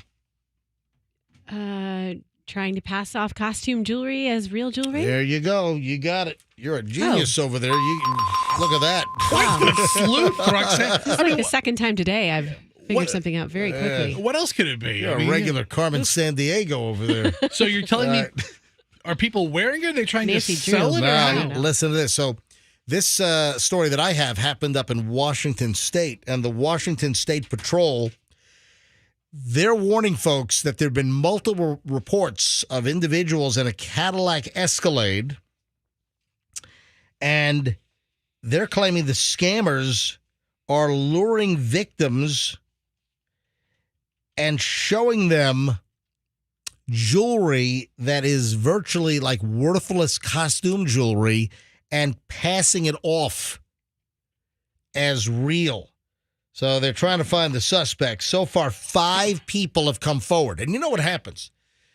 If people are getting scammed and you have 5 people that have come forward, there's a lot more in the victim pile because you have a lot of people that are just embarrassed. Oh, man, because people don't like to get scammed. People don't like to get rooked, hoodwinked, wool pulled over their eyes. They hate. So if they have 5 people that have come forward, that means there are many, many more victims. And if this is happening in Washington State, it's going to... How many times have I mentioned like a scam or a racket, like months earlier, that, oh, this is happening out in California, this is happening in New York, whatever. And then, boom, within weeks or a couple of months, we hear about the same racket or scam happening here in the Tampa Bay area. Yeah, like that fake violin player at Home Depot parking lots. You know what? I was so pissed when I found out that was a scam. Yeah. I thought that guy was a savant. Oh, refresh my... Hold on. Let me give out the Cash Kitty word here quickly, then we'll pick this up. And if you don't know about the violin scam, I'll let the festival tell the story again. So mad. Yeah. All right, so the Cash Kitty is back. All right, the 8 o'clock Cash Kitty word, if you'd like a chance to win $1,000, go ahead and text the word lead. That's LEAD. Or is it lead? Like my next door neighbor's son had an arrested development because they ate lead chips. The word is LEAD. So is it lead or lead? I don't know. It's probably lead. Anyway, like the poisoning. Yeah. Go ahead and text the word lead or lead, LEAD. Text it nationwide to 45911. Before quarter after, you got a shot at $1,000 right now, or you can enter it on the myq105.com website or on the Q105 app. So good luck. Lead, LEAD, texted nationwide to 45911 right now. And don't forget, the next word will be at 10 a.m., then 12 noon, then 3, then 5, here on the MJ Morning Show and on Q105. All right, so Fester, the violin scam, then I'll get into more details on the costume jewelry racket. I'll give you more information. I mean, I didn't mean to distract you with the violin scam, but it's the other big scam nationwide that started off in one area. Yeah. Have you ever seen like these people in parking lots who are just awesome violin players with like a sign that says like, "Oh, please help me. I have kids. I need help, or I have to pay the rent or something." And they're just going at it with a speaker and just grinding away on that violin. And you're like, holy cow, this person's amazing. What are they doing here? Let's give them a tip for their artistry. And it's all fake. It's like all on a CD or something. It's a big ruse. Yeah, so they're not really plugged. Do they even have strings on the violin? I know. But like, what would be what? Yeah. How do they conceal that noise? Can't you tell if the bow is not touching the strings on the violin? Yeah. It's like an electric violin. Yeah. So it's like plugged into an amp or something. So we talked about this like over a year ago, and then we even found a story online. And here's the headline: Police across America issue warnings over busking scammers pretending to play the violin. Yeah, so heads up on that racket. All right, so back to the costume jewelry scam. 5 people, at least in Washington State, have come forward that they interacted with the scam artists and side of the road, parking lots, whatever.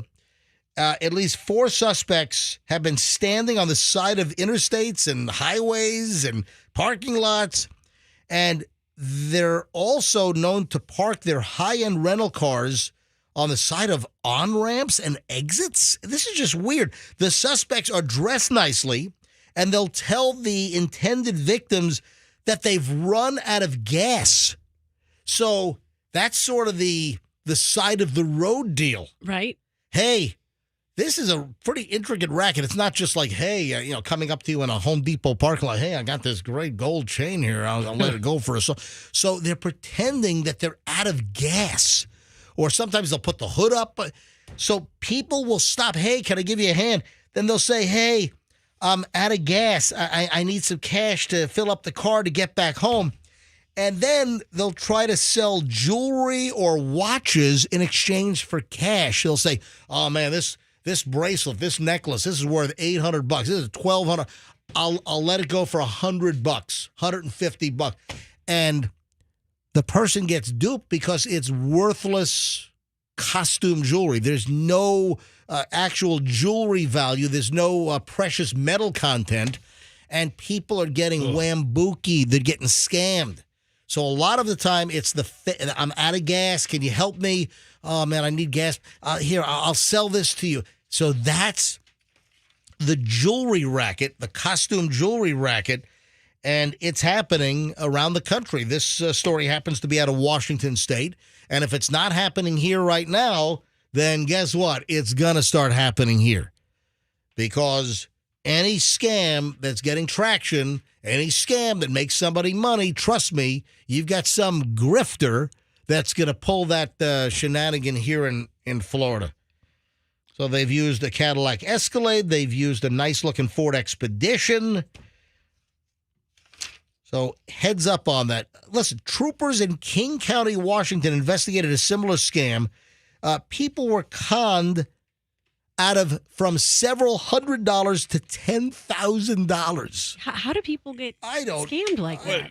You just help somebody with gas and you're buying a $10,000 pendant? How do you happen to have 10 grand to, on the side of the road to give to? So heads up on this racket, folks. This is a real deal, and it's very, very problematic. All right, I got a couple of event stories that I want to talk about. First of all, Roxanne, when's the last wedding you were at that? Oh, hang on. Phones are ringing here. Hang on a minute. Oh, no. People have been scammed locally about this? Hang on a minute. I just put several lines on hold that are ringing because Andrew's screening calls right now. Andrew, am I grabbing a call? Yes, no? Give me a thumbs up. All right, Andrew's screaming. So hang on a minute. Should I take some cold ones? Yeah, pick them up. What do you got to lose? Hang on a minute. Let me just Can't be any worse than Andrew's screening. Hi, good morning, MJ. Good morning, MJ Morning Show. Who's this? Good morning. This is Don. How are you guys doing today? Don, listen, I just picked up your call cold, so Andrew has not screened you. So are you calling about the jewelry scam? Yes, that is not. That's been going on for years in the county area. Oh, so now wow. All right, so you're saying that the jewelry scam has been going on for years here in the Tampa Bay area? Yes, it happened to me about 3 months ago at a Shell station over on 9th Street or Martin Luther King Street in St. Pete. Oh, right around the corner. Listen, our studios are right off of MLK. So, all right. So what happened? First of all, what's your name again? Don. All right, Don. What happened to you? There was a gentleman at the Shell station. He was driving an Escalade, and I think it's probably a Mexican or Puerto Rican guy or something like that. He comes up to me and said that he ran out of gas and that he needed money to get back home to Jacksonville. Okay, you mind if I stop you? Why are you stopping in the middle of the story? Okay, I was just like, Escalade. You're driving an Escalade, but you don't have any money. Okay, continue. Right. No, just want to hear. All right. Go ahead, Don. And then he said that he needed money to get back to Jacksonville, and I said, well, I don't carry cash. I'd be more than happy to get you some gas, on my card. And then he said, well, I got jewelry I can sell you. You want to buy some jewelry? And he pulls out this necklace. It's probably like an 18-inch gold necklace, but it was fake as all get out. And I said to him, I thought you didn't have any money to get gas. So I wouldn't buy it. So I handed him a $5 bill, and he said, okay, well, I appreciate it. And then he caught the next guy coming out of the store. So this has been going on for quite some time, for years. Yeah. So it's nothing new. So obviously you didn't fall for it, but I just am wondering, how people. I fell for it about 2 years ago. I fell for it, not this time. Gotcha. So you saw it a couple of years ago, and then you've seen it recently as well. And they have families. You'll see a mother with 2 children sitting in the car. So it's not just single people; it's families doing the same thing. Wow. All right. So hey, just a stone's throw from our radio station here in St. Pete, off of MLK at a Shell. I think I know the Shell station. It's right down the street from us here. That is the one. All right, buddy. Thanks for the call, Don. Thanks for listening. Do you listen every morning, Don? Every morning, sir. You are absolutely hilarious. All right, man. We really appreciate it. Thank you, buddy. Take care, guys. Have a good one. Thanks, Don. All right, hold on. Alberto's on line 7. Now, this was screened. Alberto, you're on the MJ Morning Show. Hi. Hello. How are you doing, guys? Alberto, we are phenomenal. What's going on? Everything good. Everything good. The only reason I'm actually calling is because I have heard you saying that word, one bookie, quite many times. But I don't know what it means, or I have an idea what it means, but I don't know how to spell it. So if you can spell it for the audience. Yeah.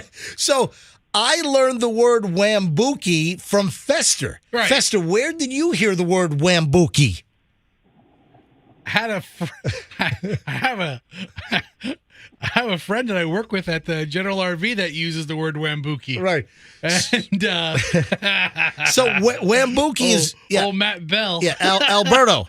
Wambuki is getting taken for a ride, getting scammed. Yeah. And Right. I guess. That's what I thought. Yeah, I'm guessing that I don't know the exact Merriam-Webster's spelling of wambuki, but if I were to spell it, it's Wambooki. That's wambuki. Yeah. Or maybe Wambookie. Yep. Yeah. Gotcha.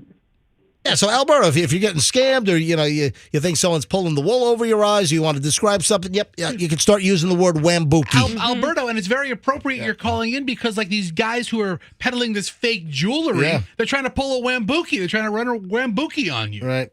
All right. I don't want them to get me with one bookie. That's for sure. Thank you, guys. Thank you, Alberto. Have a great day. Wow. Oh, so I just got, hang on. You know what? Let me call, Scott owns West Coast Pawn out in Lakeland. Yes. He just texted me, Scott from West Coast Pawn. We call that gas station gold.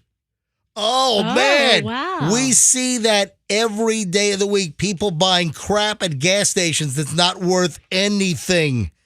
The at a gas story, leaving my kids, or I'm leaving with my kids to move back north, blah, blah, blah. All right, hang on. Let me call Scott. Let me see if I can get him on the phone here. He's in the pawn business. Man, tell you what. He sees everything. If you're in the pawn business, you see everything. All right, 1-863. All right, calling up Scott from West Coast Pawn, Lakeland. The call has been forwarded to voicemail. What the hell? Come The on. person you're trying to reach is not available. At the tone, please record your message. When you have finished recording... I guess I won't be calling Scott from West Coast Pawn. All right, but listen, you learn something new every day. Gas station. Hey, Alberto, here's a new one for you. Gas station gold. All right, Wambuki and gas station gold. Those are the new terms. All right, moving along here. I started to get into this. And I asked, I think, Roxanne, last time you were at a wedding or an event. My own, April 16th. You haven't been to any other weddings where you had to, I was at a wedding in give February. give a gift? Yeah, Right? yeah. Did they have a gift registry? We gave money. All right, well, who was the wedding for? One of our dear friend's sons. Oh, all right. So got married and you gave money. Yeah, it was actually at the Edition Hotel. Remember? Oh, that's right. Yes. Yeah, you talked about having the wedding at the Edition. Yep. So friends, how old's their son? How old's the bride? I believe they're both in their late 20s when they got married. Gotcha. Mid to late 20s. And so is this like a good friend? The father is the father and mother are very good friends. Okay. And close with Doug, close with both of us. Yes. All And I've known the kids for as long as I've known Doug. All right, wait, hold on to that thought because Okay. Scott from West Coast Pawn's on hold. Hey, Scott, Yes. what's that crazy voicemail? What was that? I don't know. That sounds more like the phone company than All anything. right. So Scott, gas station gold. We've been seeing that for 15, 16 years. That's nothing new. Wow. We had somebody it happened a couple days ago. We had somebody with a big gold chain, and they bought it in the parking lot, and somebody needed some money for something, and we heard. Oh, so then they bring it into you to try to sell it because you buy gold, and then you got to tell them it's worthless crap, right? Correct. Happens all the time. See it with chains, bracelets, necklaces, rings, big fat daddy rings. I mean, you can spot them a mile away. All right, so listen, the bottom line is don't buy jewelry from somebody on the side of the road or in a gas station parking lot. Exactly. Don't feel sorry for anybody. It's all fake crap. I love it. All right, Scott, thank you, buddy. Good to hear from you. All right. All Hey, right. buddy. Look at that. All right, so back over to the wedding deal. Can I ask, before I get into the item that I'm about to... I'm sure it's a nosy question. Please, what is it? Hold me with a nosy... Wait a minute. You think I'm going to ask you a nosy question? Yeah, yes. All right. When it starts with me, I ask. Okay, okay, nosy posy. Put it out there. Let's let the audience be the judge of this, Okay. if this is a nosy question. Mm-hmm. So just before I get to the main story here... If history repeats itself, it's a nosy question. So- What is it? Listen, this is not a nosy question. Okay. So you go to the wedding... Yes. And the father of the groom or the bride? What about him? No, is the father that you know, the good friend. The is he- mother and father is the groom. of the groom. Yes. So very good, close friends. Yes. All right, so, and this is a Roxanne and Dig Dug acquaintance? Yes. All right, so I think the obvious question is, you said you gave cash. Yeah. How much cash did you give? I knew you were going to ask Yeah. that. I wish I could tell you. Oh, come on. No, I know it was in excess of $200. I know it was $200 or more. Okay, all right. So that's, yeah. In excess, so how would you know it's in excess of $200 Because if you don't know the exact number? Because I remember Doug and I talked about it, and he paid him, and he gave the gift, and I was like, make sure it's at least $200. All right, well, I just want to know what Roxanne and Doug give to good friend's son that's getting married. It sounds like an appropriate gift. I don't know. I don't know. I mean, it's. Did Doug hand him like the cash envelope, like in Goodfellas? No, I think they. Remember the cash, the cash flying at the wedding in Goodfellas. Yeah, that was fun. All right, now this is the reason why I'm bringing this up. How obnoxious is this? You know about the wedding registries? You know, bride and groom, they get married, they have the registry, they want, a comforter from here, they want some silver serving dish from Tiffany, whatever. What do you think about this? On their wedding registry, they put a $231 speeding ticket that they wanted a guest to pay for. That would be such a wonderful gift if somebody would pay for my speeding ticket. That's a great, party talk. Yeah, talking point. Are you kidding me? On the wedding registry, pay off this $231 speeding ticket that we got. You gotta be. Gosh, that's hysterical. Oh, man. I wonder if we have listeners that can give us stories of, you think there's a stretch or a reach? Listeners to tell us the most bizarre things on a wedding registry? I wish that had been on our friend's son's wedding registry. I could be telling you that right now. You'd be paying it off. Yeah, paid his speeding ticket. Speeding ticket was $231. Wow. I guess they shot a video on this anyway, so I thought that was pretty unique. Hey, listen, what the heck? I'll ask before I move on here. Have you stumbled across or have you had a friend, a relative, whatever, with a bizarre request or item on a wedding gift registry or birthday registry? Any other crazy requests? Because typically the registries would be at a store or an online e-commerce, so they put the list of all the things that they would like.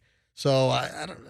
This couple, they sound like comedians. I guess there are registries. I'm sure there's some website where you build your own registry and make your requests. So I'm on I found one of those websites right here. It's called Zola. Zola. And I just typed in the last name Jackson. Zola. And I found Alyssa and Taylor. Right. Alyssa and Taylor. Right. They getting married. Okay. The first thing on their wedding registry is a piggy bank. Oh, cash fund, our newlywed piggy bank. So drop in cash. So they have 82 household / kind of bougie, obnoxious gifts. Oh, and just like I said, look, down comforter, down alternative pillow. They got all kinds of stuff. I mean, hold on, scroll up. Look at the Loden waffle weave blanket, $139. Great, kids. Yeah. Here, enjoy your waffle weave blanket. Anything weird, anything odd as far as a gift registry? Anyone have a story? Let's go. 800-990-1047 is how you get in. 800-990-1047. Then I have another creepy kind of event story. And it's what? I would tell them to go pound sand. I'll explain this one in a minute. But if you've ever stumbled across or had anyone request something strange in a gift registry or something that was on a list that people wanted for a birthday, a wedding, whatever. Yeah, include baby shower too. Oh, yeah, thank you very much. Baby showers, absolutely. Yes, what a home brewery set up for my baby shower. 800-990-1047. 800-990-1047. I'll grab a couple of calls before we move on. And I got another creepy story. I want to see what you guys think about this. How about Stephanie in Winter Haven? Stephanie, you're on the MJ Morning Show. Hi. Hi, MJ. Hi, guys. Love the show. Thank you. I have received a wedding invitation. Now, this is my husband's nephew, and this is his second wedding.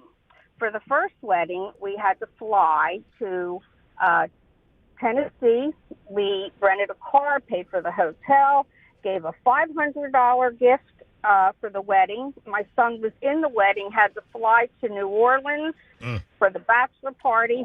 He lives in Connecticut, then had to fly to Tennessee for the wedding. And oh, my God, you got to take out a loan for this. I'm telling you. So then we receive an invitation to his second wedding in November. Oh. I'm like, really? Okay.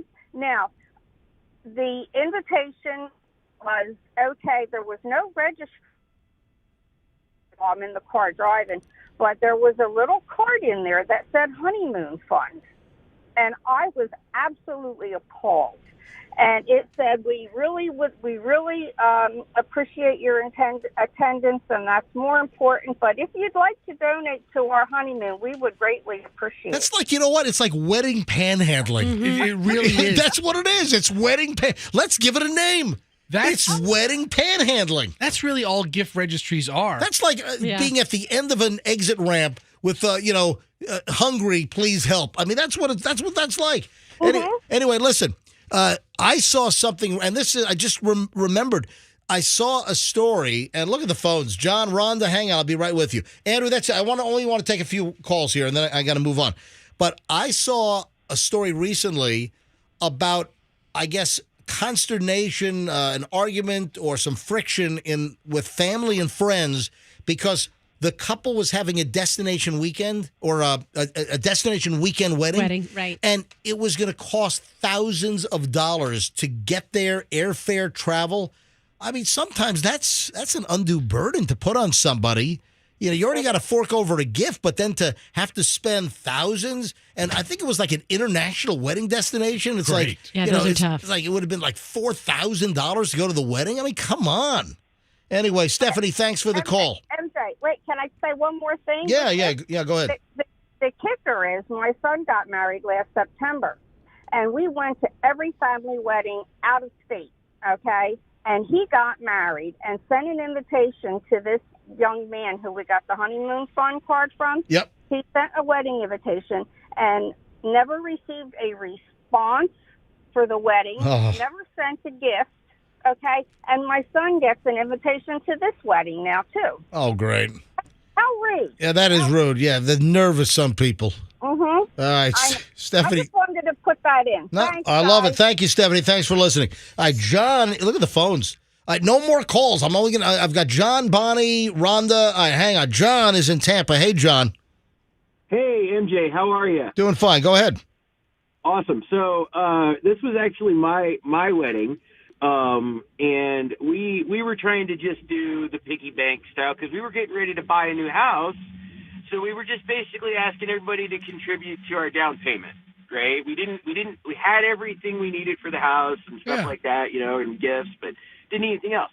Well, we got so much pushback from guests and friends and things like that there was no gifts on our registry for them to buy, that my wife goes and says, it comes up with this scheme, if you would, that she was going to put really stupid items on our registry so that they would just give us money because they would feel weird giving us these gifts. Right. So she put like bottles of Advil and gummy bears and like just How about suppositories? Yeah, right? Yeah, dude, like just stuff that. Hey, gummy bears, suppositories. What's the difference? All the same. Yeah. All right, go ahead. I'm sorry. Right? Yeah. No, you're good. But it was just like, they feel weird buying this and giving it to us as a gift. I swear to God, dude, I have so much Advil and cheap bottles of wine, and I still have it 8 years later. You got yellowtail out the waz. Yeah, I mean, I would have called you on that. I would have given you Advil. All right. John, thanks for the call, buddy. Appreciate it. Oh, look at this one. Bonnie is calling in from Chattanooga, Tennessee. Bonnie, MJ Morning Show, you're up. Hello, MJ. How are you guys all? We are well. All right, so what happened? Awesome. This is actually my son. They are actually at the hospital being induced today, but he put power tools on his baby registry. There are. Well, yeah, he's got to build stuff. Wait, I got to put the crib together. Yeah, of course. I need a Makita. So what? Any particular brand that he wants on his registry? DeWalt. Oh, he wants Of course. You know what? I should have said DeWalt because I have DeWalt. I've got a series And of extra batteries. Yeah. Sure. Yeah. What are they up to? DeWalt was like 14.4. Then it went to like 18 points. Then to 20. How many volts are they up to now? It was like 197,000 volt batteries now. So he wants DeWalt power tools on the baby registry. Well, my son did because he says he's got 2 weeks paternity leave and he'll need something to do. Gotcha. Thank you, Bonnie. All right, one more call on this. Rhonda is in Lakeland. Rhonda, you're on the MJ Morning Show. Final call on this, and we move on. Go ahead, Rhonda. Yes, I have a friend that had a registry for her wedding, and she wanted Halloween animatronics, $299 worth of $299. A wedding registry, and they want Halloween animatronics? Yes, because they like to decorate for Halloween, and they had like 14 different animatronics, and they ranged from $149 to $299 each. Did they want the talking gravestone from Home Depot? No, they also wanted the big skeleton when it was out. Oh yeah. $399 or whatever, $299, whatever. Hey, Rhonda, do you hear earlier about the Halloween house that Michelle and I walked by in sort of in our neighborhood? Actually, no, because I didn't get in my car quick enough. All right. So listen, you got to check this out, Rhonda. Do you follow me on Instagram? Yes, I do. All right, excellent. So you know that I'm certified MJ Radio. I told the story yesterday that Michelle and I, we walked to Publix. We had a nice long walk Tuesday night, I believe, and we walked by this house on a street that I never walk by. I'm never on this street. I don't take this street. And we took this on our walk to Publix in South Tampa.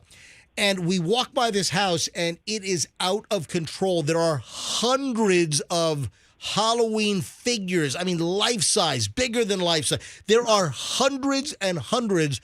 There's a whole full-size stagecoach with a coffin inside, with a skeleton. I mean, it is. Check my Instagram. I shot like a 2-3 minute tour. I even trespassed. I walked in their front gate. And I'm walking around their front yard. And I think you're supposed to observe this stuff from the street. But I was like, I walked through. I just helped myself. Rhonda, go to my Instagram, Certified MJ Radio, and watch this video when you have time, okay? Wonderful. I definitely will. You have a great day. Folks, if you haven't seen the video, it's on my Instagram. And my personal private Instagram is Certified MJ Radio. So check out this. It's insane. There has to be 50 or 60,000. There's an insane amount of decorations at this house. And they can't get in their driveway. They can't use their garage. The whole driveway has life-size Halloween figurines. You got a guy in like an electric chair. You got Michael Myers, full-size Michael Myers with a knife from a coffin stagecoach. Everything. The video is on my Instagram. Certified MJ Radio. And if you know someone that's into the whole Halloween thing, share my link. Share my my Instagram, Certified MJ Radio, so someone can see this. I've never seen anything like it. I mean, where do they store this crap? That's the other thing. Where do they put it? The other 11 months of the year, where does it rent go? A storage shed. I don't know where it goes. Anyway, Certified MJ Radio on Instagram. Take a look. All right, now, one other thing regarding, we did the gift registry, the crazy, the speeding ticket, we took phone calls. Listen to this one. Should you charge guests to come to a gender reveal party, Roxanne? No, never. Never, ever, ever. Listen why to this. would you charge guests to? This is an item I saw, and this is a Reddit discussion, that this person is claiming their friend wants to charge people $20 a head to go to the gender reveal party. I would tell them to pound sand. Let me pay money to come find out what kind of baby you're having. I mean, it's also a party. Yeah, but it's not like are you supposed invited. to? Are you supposed to bring a gift to a gender reveal party? I mean, you don't know what it is. No, I don't think so. All right, so you're not supposed to bring a gift to that. No. But how obnoxious to charge. It's like charging people to come to your birthday party. Yeah. Oh, yeah, I'm having a party, big party. Yeah, it's going to be $50 a head. You'll get 2 drinks, $50. I mean, who charges? Come on. Make your party smaller and don't invite and don't charge people. I thought it was ridiculous. Hey, did you see that United Airlines? This is interesting. You know, I'm a plane nerd, and I've revealed this. And yeah, you have. Oh, yeah? Yeah. Oh, yeah? Yes, in length and detail. And what did I say? As weird as it sounds here, it's probably tenfold in your private world. Yeah, so I'm an airline nerd. I'm an airplane nerd. I think there's a good shot that if I didn't get into radio, I might have pursued a stewardess. Hi, would you like a nuts or cookie? Baggage handler. What can I get you to drink? I would have a gate agent or something. No, I probably, seriously, well, can you imagine me dealing with those gate agents? In many cases are saints. Can you imagine? They are. Can you imagine some of the people that these gate agents have to deal with? You imagine? I mean, you got to have the patience of like the Pope or something to deal with some of these people. But what I was saying, if I didn't get into radio, if I wasn't bitten by the communications bug and wanting to, is that what this is called? What? I don't know. It just sounds fun. The communications bug. Oh, if I didn't get into radio, I think there's a good chance I might have pursued becoming a commercial airline pilot. You imagine Captain MJ, Captain Schnitt? Hope you have a schnitty flight or something. Don't worry. Put you on Southwest with all your comedy. That's the only. Let me ask. Yeah. Would you have trusted me if I'd become an airline pilot? Would you have? I probably wouldn't know you wouldn't have known your Yeah, pilots. you I wouldn't don't have interview the pilots before I get on their plane. All right, but knowing me, let me ask you a really fair question. Okay. Knowing me now in this capacity, could you imagine me being a captain, an airline pilot? The only interaction I have with pilots is at the end of my flight when they're standing there and you get off the plane and I'm always like, thanks for a great flight. So I'm trying to picture myself saying that to you after. Thanks, Captain. Thanks for picturing you standing Listen, I'm there. talking about the actual flying of the plane, knowing that I'd be able to safely fly an airplane, take off and land, handle emergencies. Right. Do you think I would have made a good airline pilot, Roxanne? Yes or no? Do your feet have to reach the gas below? Oh, will you stop it? Yeah, the rudder pedals or whatever. The gas is a throttle. So, MJ, I've blindly trusted every pilot of every plane I've boarded. Yes. You know, I have no idea who's flying my plane. It could be an AI robot. I'm like, all right, fine, give me my seatbelt. Right, would you trust me if I had become? Don't patronize me. What a ridiculous question! I've never talked to any of my pilots before the flight. No, I've been on hundreds of flights. I've never stopped saying, okay, who's flying this thing? You? Oh no! Oh no! I'm saying I'd be like that I don't woman. trust you. I'm saying knowing me, and you've known me for like 25 years. Yeah. Would you think I would have made a good airline pilot? I think you would look funny in the uniform. But yeah, I think you'd be a good pilot. All right, so this is all because of United Airlines. Their new seating arrangement? Yeah. I'm not mad at that. Well, but there's a problem.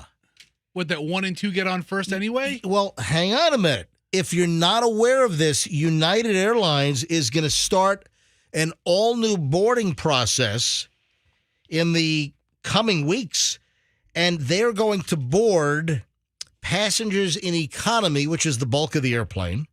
United Airlines is going to start boarding window seats first, then middles, and aisle seats are going to be the last to board. Okay, that sounds like a genius move. However, what do you do if you've got children who are like 6 and 3? Well, a lot of times, well, wait a sec, because you know that they say, early boarding, families with small children. All right. A lot of times they board those little termites. That's true. Before even first class. Yep. It just seems like most flights are either single passengers or during the week, a lot of business trips. But what happens, like if I have an aisle and a middle, let's say I have the aisle and Michelle's got the middle, so I can't board with my wife. Right. That's what they're saying. That's problem number one. Yes, agreed. What do you think problem number 2 is? Oh, I know. Tell me. It's that everybody's gonna be clamoring for a window seat because people who have middle seat or aisle seats are never going to be able to get their bins in the overhead because it's going to be filled. You're barking up the right tree there. Absolutely. So how many people in the aisle are not going to get overhead bin space? Mm-hmm. How many times are the window and the middles they're going to use the bin space, and you're going to have all these people that are not going to, oh, sorry, sir, we're going to have to check your bag. Sorry. Sorry. You know we're what? out of space. We're out of bin space. And then coincidentally, when you go to book your seat, everything in the window costs more. But that's a problem. Right? Yeah, maybe. Yeah. Listen, the airlines are looking to squeeze every dime out of you, possible. But imagine that with United's new scheme of boarding, how many people in the aisle are not going to have overhead luggage space? I mean, that's going to suck.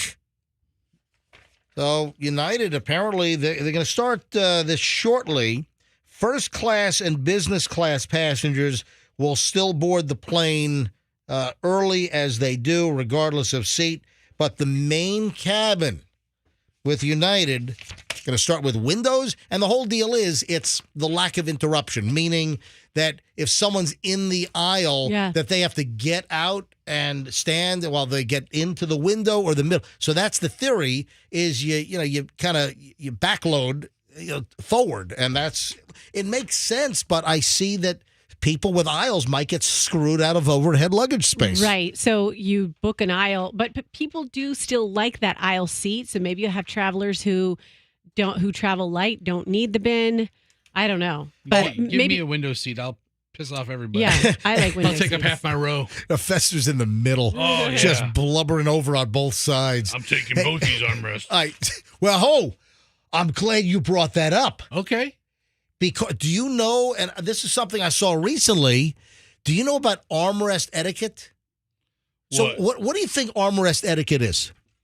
So you've got a typical... Yep, I know what it is. The most common airplanes in the United States are the 3 and 3s, typically the Boeing 737 and all the variants, or the Airbus 320 family, the 319, the 320, the 321, the 321 Neo. You got the 737 MAX 8, MAX 9, waiting for the certification on the MAX 10. I think Delta's got 100 of those on order. Delta, I'm glad to see Delta, possibly buying 100 Boeings because they've gotten a lot of Airbus lately. Anyway, listen, I do prefer Boeing over Airbus, but that's a whole different story. So here's the deal. What is armrest etiquette? Rox, you said you know. Yes, I do. Go ahead. It's when you're in the middle seat, you have the right to put both your elbows down on each side of you, and the person in the window seat gets to use their outside arm, their left arm. That is 100% right. And they have to go. Yep. All right. So airplane etiquette is if you have the middle seat, that the person in the aisle seat should not use your armrest, the one to the right of them or the left of you. And the person in the window should not use the armrest to your right or to the left of them. Essentially, if you are plugged like a cork in the middle seat, you're entitled to both armrests. Yep. And that's sort of like the rule. So, don't be an armrest hog. The person in the middle should have the ability to use both armrests because of the disadvantage. What are you shaking your head at, Fester? Now when I get on that plane, good luck, pal. Well, because, if you're in the aisle or the window seat, whatever side, you're hanging over onto their armrest. That's right. They would have to put their arm on a fold. Okay, getting some good text here. Yeah, right. like a Michelin man, like a layer of Michelin man. This is actually quite comfortable sitting next to this large man. I've got some good information from the texters. Yeah, what's that? So one person says supposedly this is only going to save an average of 2 minutes per flight. That's what the research shows. That it's only, 2 minutes? All this for 2 minutes. Okay, and then another good point. Colleen says they'll probably have an increase in passengers requesting wheelchair assistance. Colleen, what a good Irish name. Yeah, but that's true, right? They'll probably more passengers will try to pull the wheelchair assistance ruse so that they can get their bags on and get on earlier. Well, listen, I've been on flights, and if you ever get on a flight to West Palm, there are 37 wheelchairs lined up to get on that airplane. And listen, we've talked about this in the past.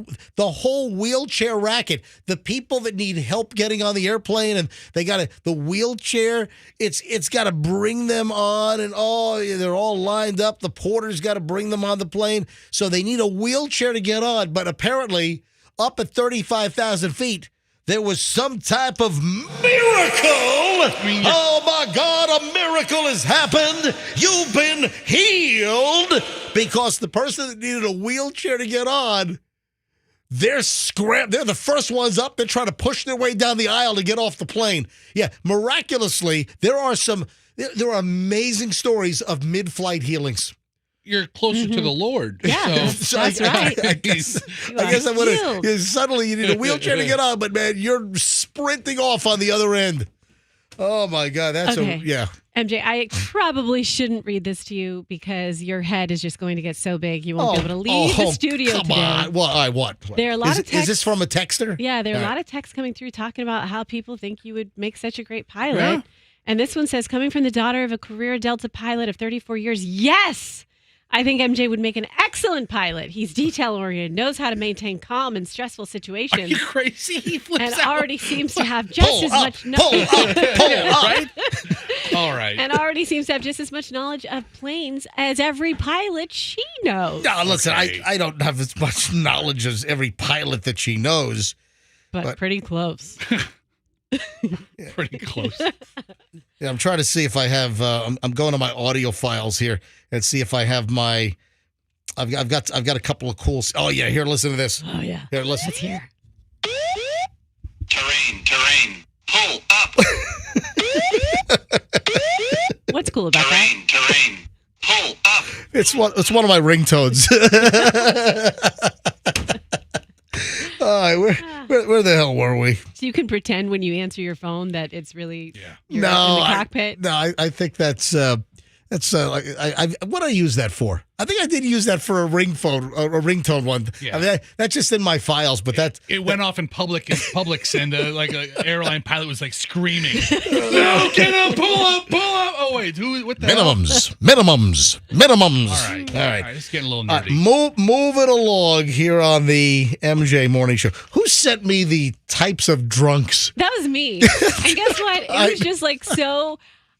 This is like a story from 2018 or something. It's so old, but it's evergreen. I just thought it would be fun for us to go. It lasts forever. It's evergreen. So it'll never die. Would you like to talk about the types of alcoholics or the types of drunks?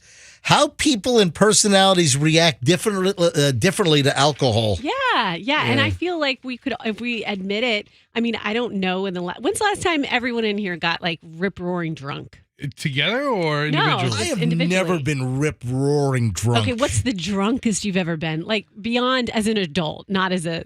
I can't tell you, because I've always managed my alcohol. Have I been buzzed? Okay, well then, guess what you are? What? You are the Hemingway, which is like the biggest alcoholic of the group. Oh, the Ernest Hemingway? Yeah, because Ernest Hemingway... What am I, sitting at Sloppy Joe's?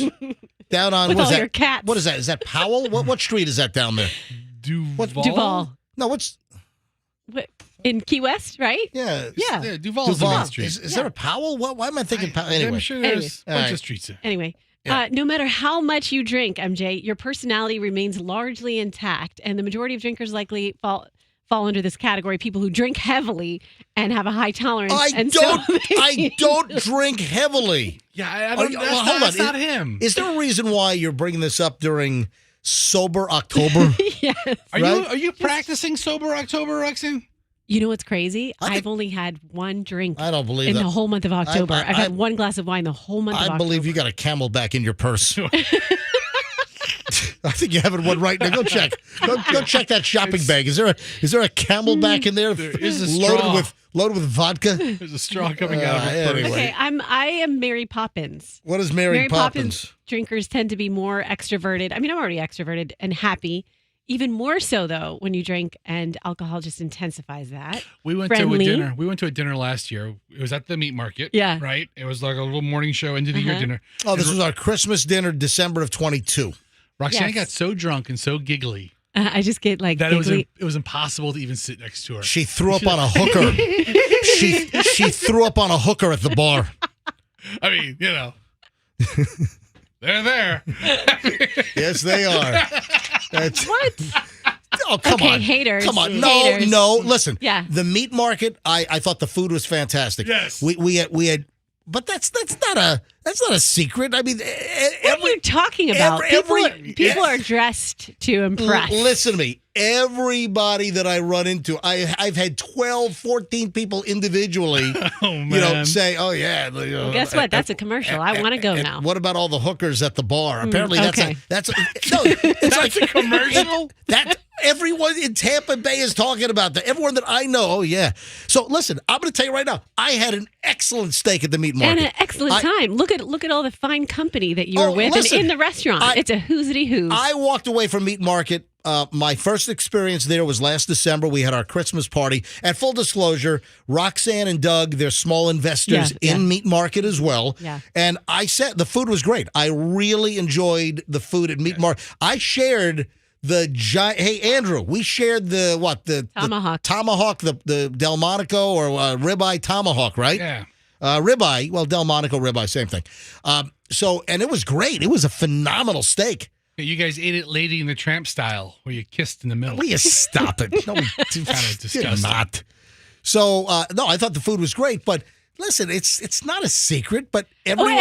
Okay. Sheriff Chronister was in the restaurant, too, that night. What was he getting ready to do, a big bust there then? I mean, come on. Oh, that's right. Chad was there. That's right. No, but... Whenever I say to someone, "Oh yeah, meat market," or "Oh, we had dinner at the meat market," the sheriff was doing undercover work. I'm undercover. Don't talk to me. He's working Vice in Hyde Park. All the hookers are at the bar. But seriously, Roxanne, I'm not saying anything out of school here. I'm just saying that whenever meat market comes up in conversation, one of the things is, there's a lot of hookers work the bar. Yeah, a lot of. Okay. But everyone. Yeah, because if you're talking about the way people are dressed, and that's just South Tampa. No, it's not. It's real hooker, real call girls. Okay. But listen, the food. It's a very vibrant bar scene. Yes, where you can pay for sex. Well, no, but the meat market. I don't think they're. I mean, it's named the meat market. Damn it. That's the name of it. But listen, I like the food, right, and when I have a conversation with people, they say, "Yeah, we enjoyed the food a lot." But the bar scene, off from the main dining room, I guess it's frequented. All right, that's all. Let's make disparaging comments about someone's investment. No, in the room. There's no disparaging. I'm talking about how good the food is. Okay, let's stay on that track. Because I think the information you're providing is erroneous. The other part of it. You don't want him doing a deep investigation. Let's do a deep dive. You guys would have a lot of fun doing it. But just independently, I've just had people bring it up. Independently. Unsolicited. What a little gossip you are. I'm not a gossip. He has had people bring it up unsolicited, unlike the hookers. MJ, have you heard? Oh, yeah. I mean, give me a break. That's so weird. All right, do you want to go through the other names? I know we're getting late here, but Mr. Hyde is the drunk who refers to the drinkers who become more aggressive or hostile. We all know Mr. Hyde, like the Jekyll and Hyde, right? More aggressive and hostile, right? Right, yeah. And then the Nutty Professor is where the more introverted people all of a sudden become outgoing and charismatic, but like in real life when they don't drink, they're very subdued. See? All right. So you're the Hemingway. That's all you are. No, I'm not. Hemingway sounds like a raging alcoholic who just keeps it. When we get back, this concludes, folks, a little over an hour and 20 minutes of nonstop MJ. So coming up, the 9 o'clock hour is straight ahead. And you know what that means? It means that we'll be giving away Billy Joel and Sting tickets for the concert coming up in February at Ray J. This is a one-off deal. This is the only one in the country where Billy Joel and Sting, same night, same venue at Ray J. We've got your tickets coming up in minutes after 9 o'clock here on the MJ Morning Show. There is a Britney Spears update with her big memoir, the biography that's hitting on Tuesday. I guess an autobiography hitting on Tuesday. We've got a Britney Spears update. We'll get to that next. Also, are you a food delivery family? Do you get all the food delivery services, picking up stuff at restaurants and then dropping it off at your house? I got a couple of stories in that direction. A lot of stuff, including, again, Britney and knives again. Hold on. We're loaded next on the MJ Morning Show here on Q105. Stand by. Now, at 8:49, a couple of our great sponsors like Two College Brothers, You might have heard by now, I will be using Two College Brothers moving and storage this weekend. Well, Michelle is throwing me out of the house, and I've got a one-bedroom off Nebraska. No, I'm kidding. Thanks for saying you're kidding. That's probably not far away. But here's the deal. My parents have this piece of furniture. It's been in our family. It's like 85 years or something. And my parents, they don't have space for it. It's like a long wooden hutch or a buffet kind of thing. It's a nice piece of furniture. And they just don't have space. And they said, do you want it? And I said, sure. So I called up Wade, the CEO of Two College Brothers Moving and Storage. And I said, Wade, let me know the next time you got a truck around Fort Lauderdale. And he said, hey, guess what? We just booked the job. We're moving someone from Tampa to Miami. And they actually heard about it on the MJ Morning Show from one of the commercials. And we're coming back empty, and we'll pick up the piece of furniture at my parents'.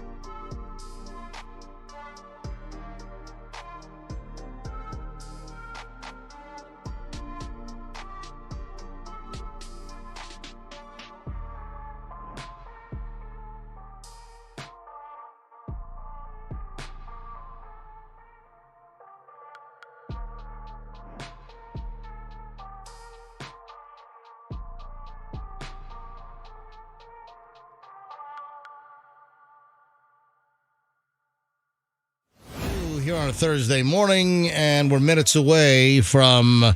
Listen, I got to be honest. It could be 2 minutes or it could be 18 minutes. But anyway you slice it, I'm not false advertising. We're minutes away. Because listen, even if I said 59 minutes, it's still minutes away, right? But we're not that long. Sometime soon, and what does soon mean in MJ world? All right, so Good luck.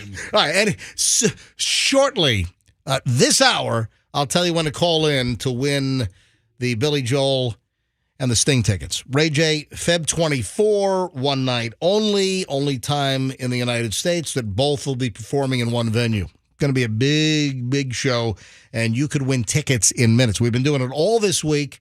We'll give away a pair shortly this hour, and then we'll do another pair tomorrow on Friday. Hey, quick note on the Israeli-Palestinian matter.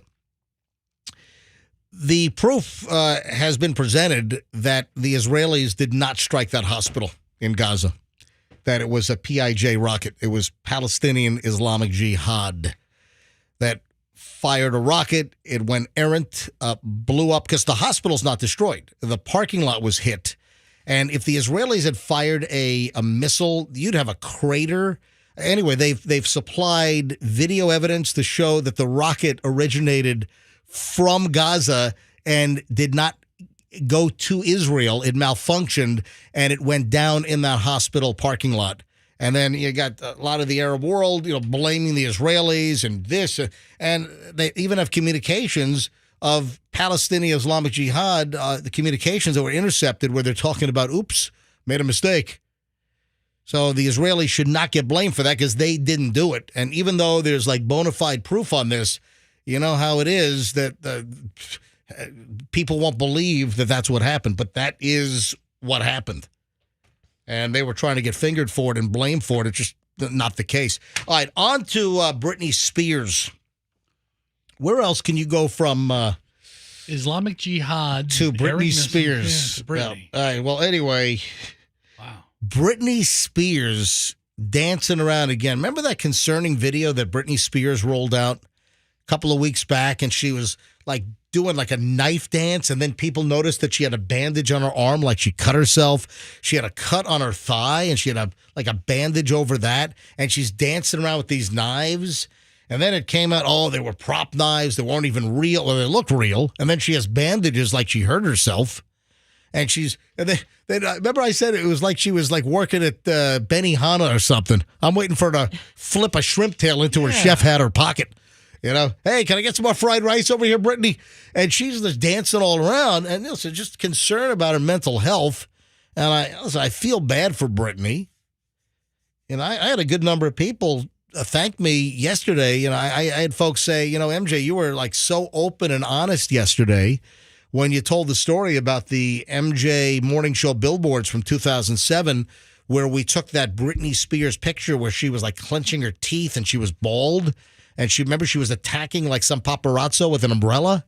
And we took that picture, we put it on a billboard, and I emulated her on the right side of the board. She was on the left, and it was, we had little things, MJ Morning Show, shock therapy, certifiable, total nut jobs, and I, at this point, because of, what we've learned about Britney, I feel bad about that.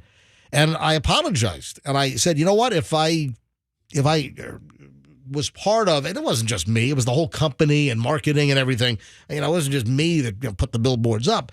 But, here we are in 2023, and I'm sorry that we put those billboards up because we now know the deeper issues that Britney Spears has. And because I revealed this and I displayed this on the show, I had a dozen people send an email. I got some Instagram direct messages. Thank you for your forthcoming behavior. Thank you for being honest. Appreciate it. Says a lot. And listen, I'm being honest. I would not sign off or suggest that campaign today, knowing what I know about Britney Spears. So I do feel bad about that. All that being said, I still hope we're in the book. Well, I even brought this up. I'm like, I wonder if we're going to be mentioned in the book that's coming out on Tuesday about this terrible, awful, no good morning show in Tampa that put up these billboards. I can only hope so. Can we watch the video together as a group, the three of us? The recent knives video? Yeah, Fester can bring it up. Okay. Why? So what is it on her Instagram? Yeah, I want to. But she's putting a knife to her throat now. Oh. Yeah. Yeah. So these are some of my observations. First thing is her feet are very white, like from the calf down. It's like white. I almost think she put on fake tan from head to toe, but like stopped putting it on her knees. So like look, ankles and lower. Yeah, or, yeah. Or... Just take a look there. That's one thing I Okay. was noticing. Okay. The other thing is, I feel like she must really have been inspired by those memes with her at the Japanese steakhouse because she's doing moves. Watch it, MJ. Watch. Okay. Is this the new one? Can I bring Is there audio on this? Yeah. Unmute it. See, like.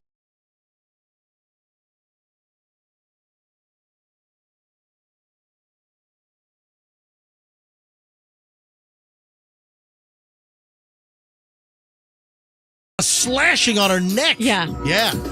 So hold on. She's like doing a neck slashing, like a cutting of her neck, like her jugular. So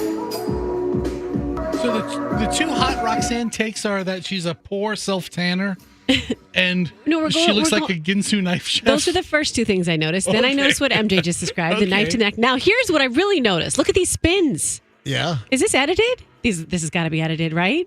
No, it's not edited. I think she's speeding it up here. Look at those spins. See, it was edited.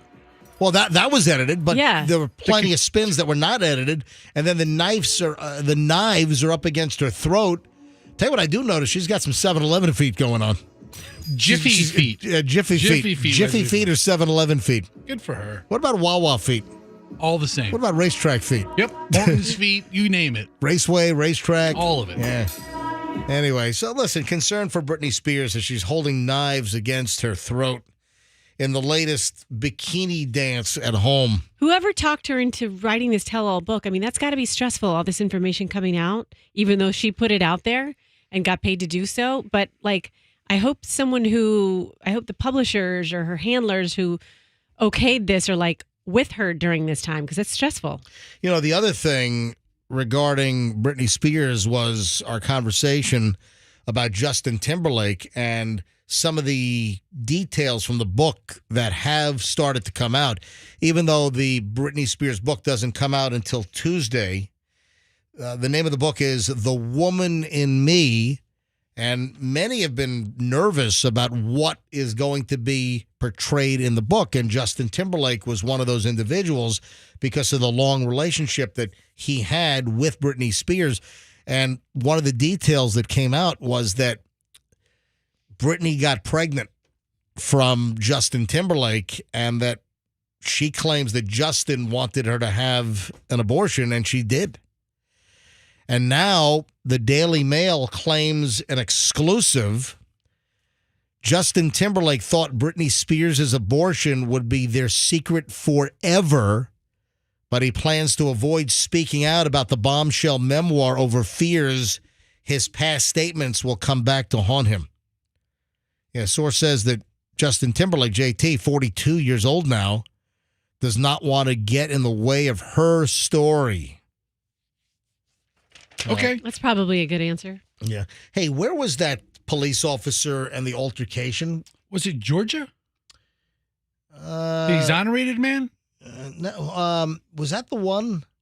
Was Where that the one with a guy who served time in Florida prison, then was Yeah, eventually exonerated, and he gets shot by in Georgia? But then the guy attacks the deputy on the side of the road. There's a violent struggle. There's a crazy video.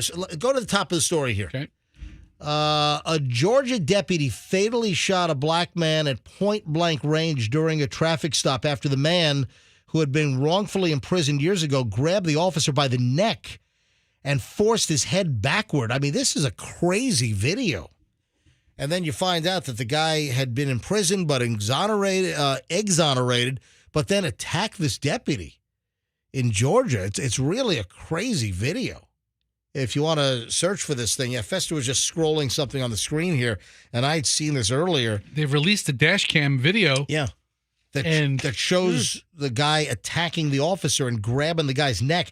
And keep in mind, they're right on the side of the road. They're right on the side of the interstate. I mean, cars are whizzing by within inches. Exactly. You know, and that bothers me. Folks, if there is an emergency vehicle on the left or the right, police car, ambulance, even a wrecker, a tow truck, the road rangers pull over. You have to slow down to, I believe, is it 25 miles below the speed limit?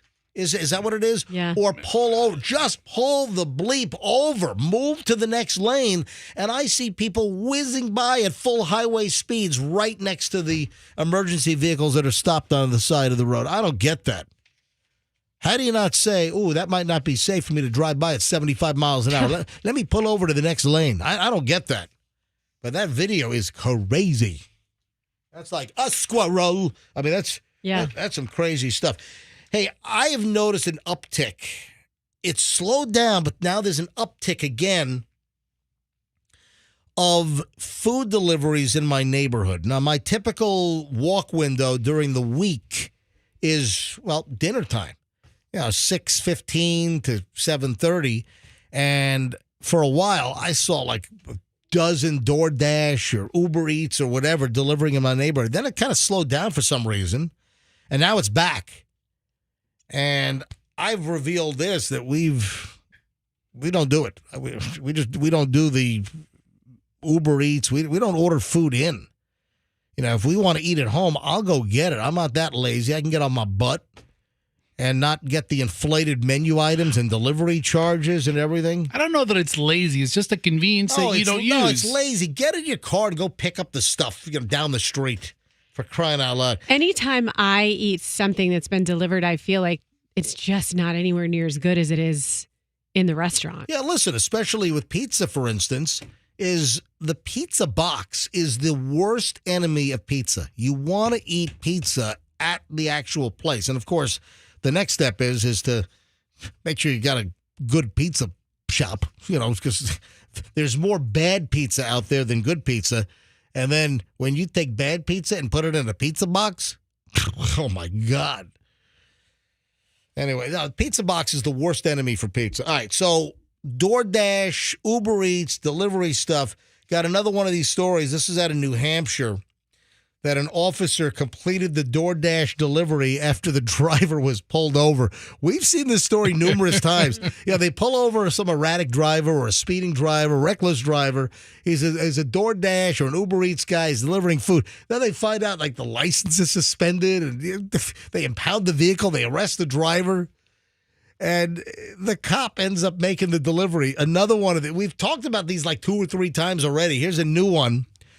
David Eldridge from Brentwood was waiting for his DoorDash order to arrive from McDonald's. You're telling me that this lazy dude couldn't just get in his car and go to McDonald's himself? He's got to order DoorDash? You remember Coop told us a story? Coop, our old producer before Andrew took the reins, Coop and his friends, they're like hanging out, playing video games or something. And it was like Friday night. It's like 10 o'clock. Hey, let's order some McDonald's. And they ordered like stuff that should have been like $20 and it was like 40-something bucks. And he's like, oh, I couldn't believe it. Well, I'm like, hey, Coop, how far is the McDonald's from your apartment where you guys were hanging out? Oh, it's about a half mile. Like, go get your own food and save money. Walk there. Yeah, from the top floor of the apartment, you could actually see the McDonald's. You can see the Golden Arch, yeah, on the horizon. There it was. So this New Hampshire cop, after they pulled over this driver and the driver could not fulfill the delivery, the cop did. So there's a knock on the door, and the guy says, oh, that's DoorDash here with my McDonald's because I'm too lazy to get my fat ass and get to the McDonald's, get my own damn food. So knock on the door. Brentwood police up in New Hampshire pulled over the DoorDash driver for allegedly speeding.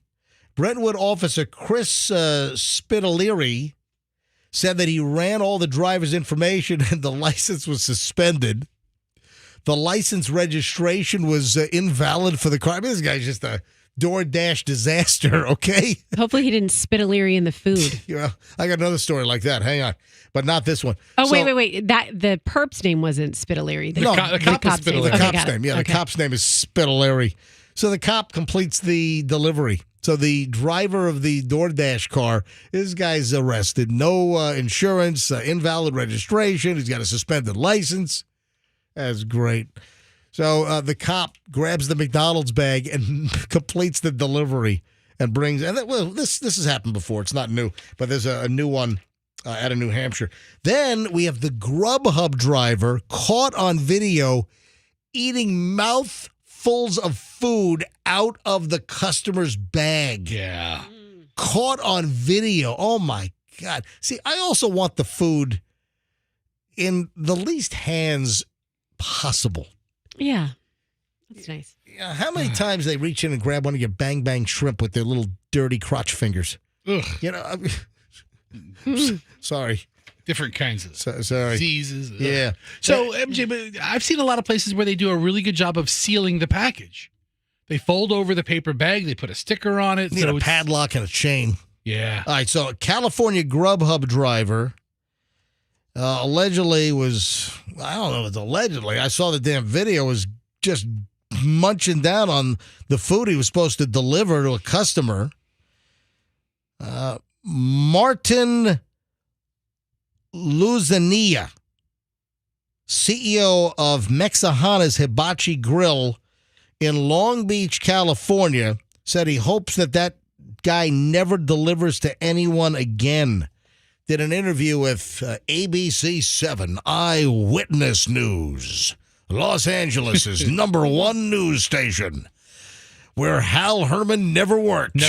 Never worked there. Hal Herman never made it to L.A. Hal Herman made it to Whammo 2 News and Wavy TV 10, Portsmouth, Norfolk, Newport News, where he was terminated for being drunk on the air. Yeah, so ABC Channel 7 in Los Angeles interviewed the owner of the restaurant where the food was being gobbled down by the driver. And the owner of the restaurant was just disgusted. Yeah, the restaurant boss said that he first grew suspicious after seeing surveillance footage of an unidentified Grubhub courier eating from the customer's order while sitting in their parking lot in front of this Japanese-Mexican fusion restaurant. That sounds good. Japanese-Mexican fusion? Mm. Yeah, you Kinda get does. Wow. Tamale sushi. I noticed that he was untying the bag and started chowing down on the food. So, how many of these drivers just dig in and just take a little off the top? They'll never know. Yeah. How many of the drivers do that? It does seem like the portions are always smaller too when you get takeout. I mean, things right? like fries or that's easy to skin. Yeah, right. You just take a couple off the top. Wow. All right. So listen, it's another reason why I've had no interest in the food delivery. I'll go get it, or we'll go eat out. All right, 9:20 at the MJ Morning Show. I'll tell you what. The minute we get back, I mean, the first thing out of my mouth when we get back is going to be, let's give away the Billy Joel and the Sting tickets. Hold on. Next, the minute we get back from the break, I'll tell you what number caller to be to win Billy Joel and Sting at Ray J. That's next. And the final chunk of the show, and a lot of loose pebbles to pick up around here. All next on the MJ Morning Show here on Q105. Stand by.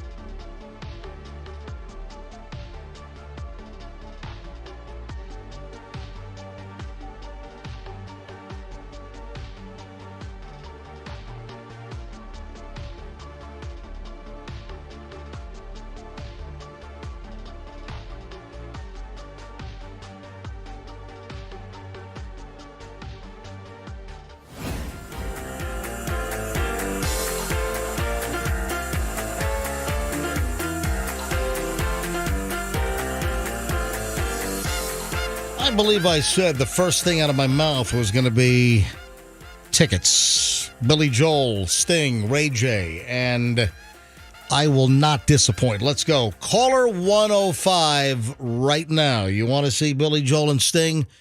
Hot show. Ray J, February 24th. We'll take caller 105. 800-990-1047. The number, 800-990-1047. Just be the 105th caller right now, and you will win. Andrew wants to know if I want to pick up 103 and 104 live and then go to 105. What do you think? Yes, we do. All right, yeah. Let me know. I'll pick it up with 103 and kind of let them down easy. Let them know, hey, we'll give away more tickets tomorrow. All right, so good luck, folks. Caller 105 right now, 800-990-1047. Andrew is screening away. It'll take 5 minutes or so probably for him to find that. Hey, I screwed it up. How? I blew right past the 9:10 must-hear story of the day today. So right now it's the 9:31 must-hear story of the day. That's right. Something felt awry or amiss. Yeah, clearly we were involved. Something was amiss. Something felt awry. No, what are you talking about? You forgot it. I just forgot it because I had a teaser yesterday, but about chefs avoiding this like the Yes, that's right. So why didn't you? Hey, my producer Andrew. I'm like, Andrew, why didn't you remind me? Just get in my ear. Say, hey, don't forget the 9-10 must-hear story. I heard that tease later in the day when I was doing my midday shift. I was like, oh, what do chefs not ever eat or use or whatever? I can't wait to find out. No, it was not eat. It was like chefs avoid this. Avoid this. Avoid. Yeah, okay. like the plague. What do chefs avoid? Washing their hands. Dude, that's gross. I don't know. Just stop. I'm just taking a just guess. flavors it up. I mean, I got an itch. All right, so chefs avoid serving food on cold plates on a certain type of plate. Oh, okay. Paper. No. Fine china. Styrofoam? Nope. Chefs avoid serving food on blue plates. Ooh, does the color blue make people not as hungry or make them... It takes away the appeal of the food, but isn't that kind of weird? Wasn't there... There's the blue plate special. Yes! So, yeah, who did that? Where did the blue plate special? That's what I thought of. I seem to remember, like, my grandmother. Yeah. Oh, we got to go to the blue plate special. It sounds like at Morrison's at Piccadilly. Okay, right. Or, I don't know. When you said it, I don't know if this is true or anything, but I thought of, like, the Woolworth counter or something. I don't know. But listen to this. This I thought was fascinating. Why chefs avoid serving food on blue plates. It's from a website called Tasting Table, which I bookmarked after seeing this. It's no secret that different colors stimulate different emotional responses in the brain. And in that capacity, few colors are as multidimensional as blue. Blue can seem calming and serene or icy and distant. Feeling blue is a colloquialism for sad, yet per one global study, blue is also the most popular favorite color in the world. But surprisingly, blue takes on another dimension entirely when it comes to the culinary world. We're not talking about the blue plate special, which they bring up, but we're talking about the actual blue plate, an actual plate that is the color blue. And it talks about, plates are the canvases on which chefs serve their meals. They meticulously create. As such, not just any plate will do. Maybe you're used to eating your enchilada off of a fire-hot blue ceramic oval plate at your Mexican spot.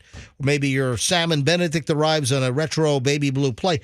But believe it or not, in the fine dining world, this is seen as a faux pas.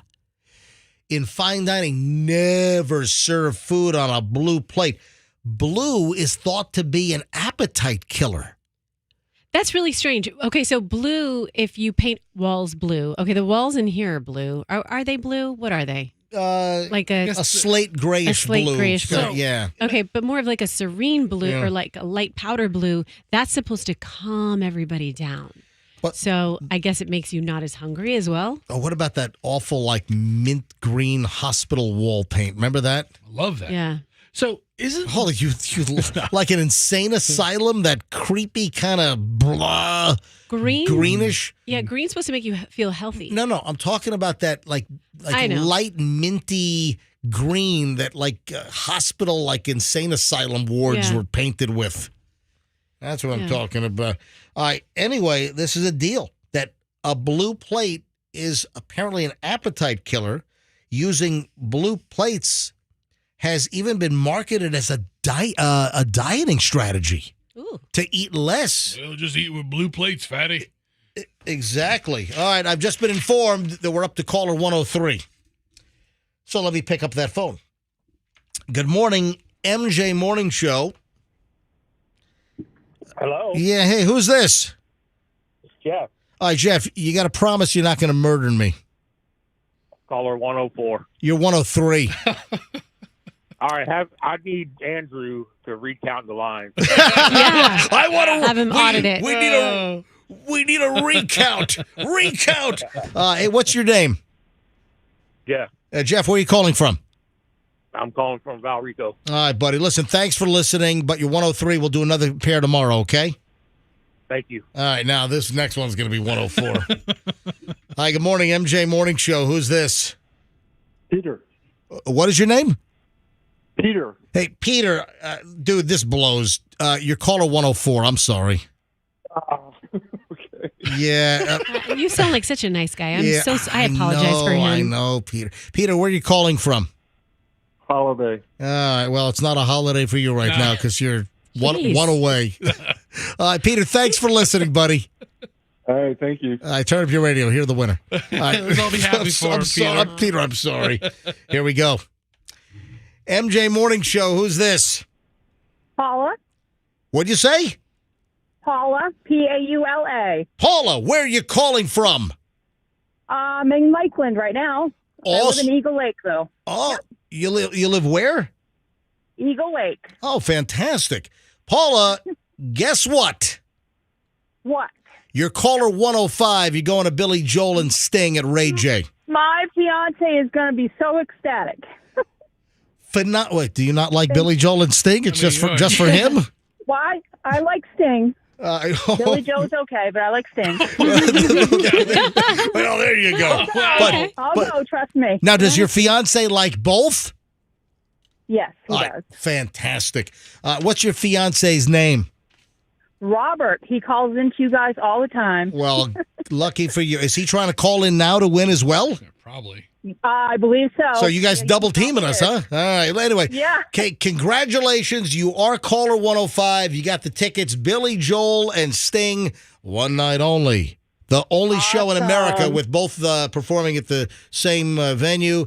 So it'll be Feb 24, Raymond James Stadium. You got the tickets. Hang on. Andrew's going to pick up and give you all the information on how to get your tickets. Okay. Thank you. Hey, congratulations. Hold the phone. There we go. Look at that.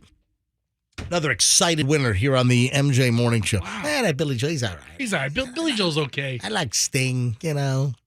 All right. Enjoy the concert, and the Paula. Russians love their children, too. Remember that song? No. Remember that creepy song? Never heard it. Oh, Fester. You ever hear yeah, was that a hit? By Might have topped out at number 22 on the Billboard chart. Yeah, Sting did the Russians. And it was like during the whole the Cold War and the concern about like Russia and U.S. being involved in a nuclear war. And Sting did the Russians. You never heard this thing? Hang on. Let me bring it. Let's see if we can get booted off of MJ TV on YouTube by playing this thing. Oh, we can. I got a 5-second commercial here. But you never heard this song? It's kind of a dirge. I don't think he...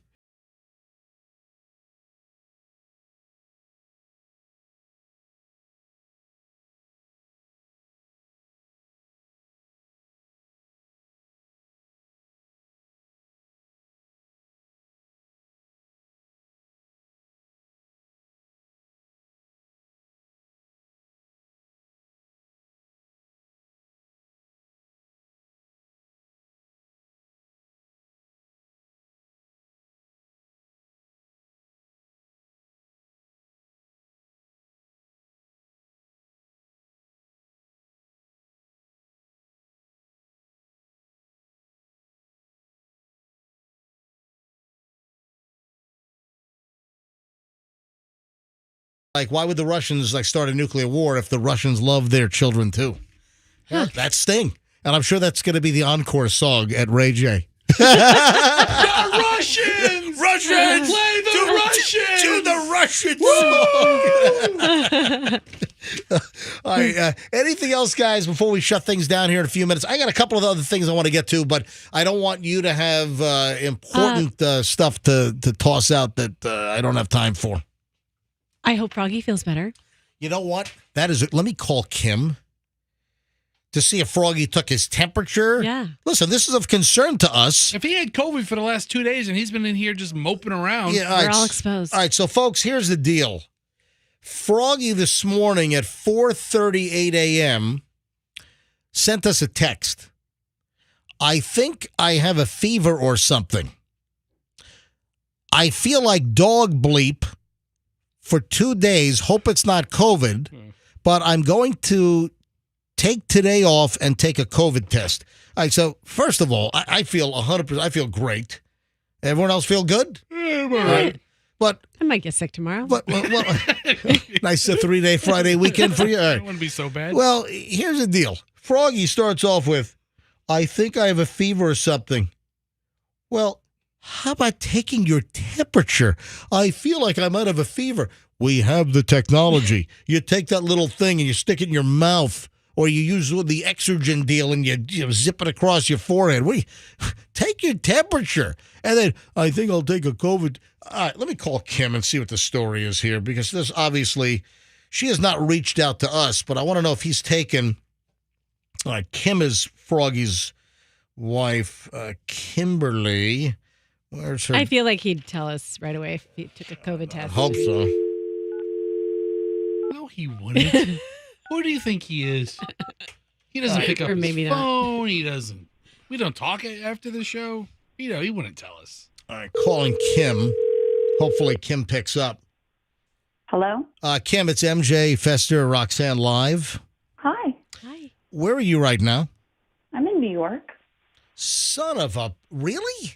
Yeah, I'm visiting my sister. I didn't know I needed to clear my trips with you. Would you please run this by me? Good to know. All right. Do you know about your husband?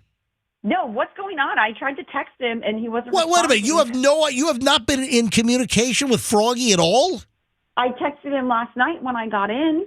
Okay, where are the children? I turned on the show this morning. I didn't hear him, and I had texted him, good morning and that kind of stuff, and he hadn't responded. So yeah, what a shocker. So Froggy doesn't even respond to his wife. Where are the kids?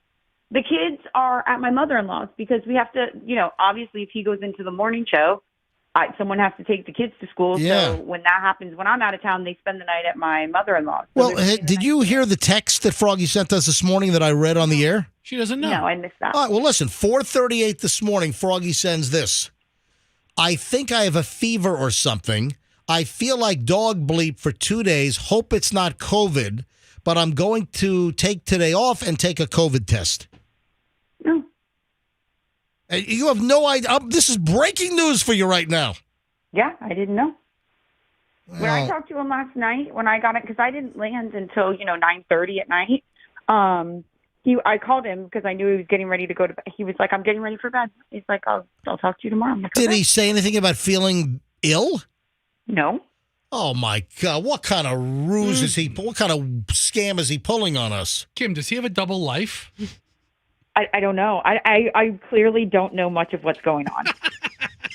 I've got questions. Froggy's wife, ladies and gentlemen. And no answers. No answers. I've got lots of questions and no answers. What the he did. Fester observed that he didn't look well this week. Yes. Hey, Kim, is he a 1975 fan, the band? No, I don't think so. Okay, all right. We thought maybe he went to the concert last night. Well, maybe I need to try to, you know what? Let me try to conference call him here. Hold on a second. He's not going to answer. Hang on a minute. All right, calling Froggy. Let me call Froggy's cell. See if he picks up. Kim, tell your sister Kristen I said what's up. I will. It's our treat yourself weekend. Oh, wow. Oh.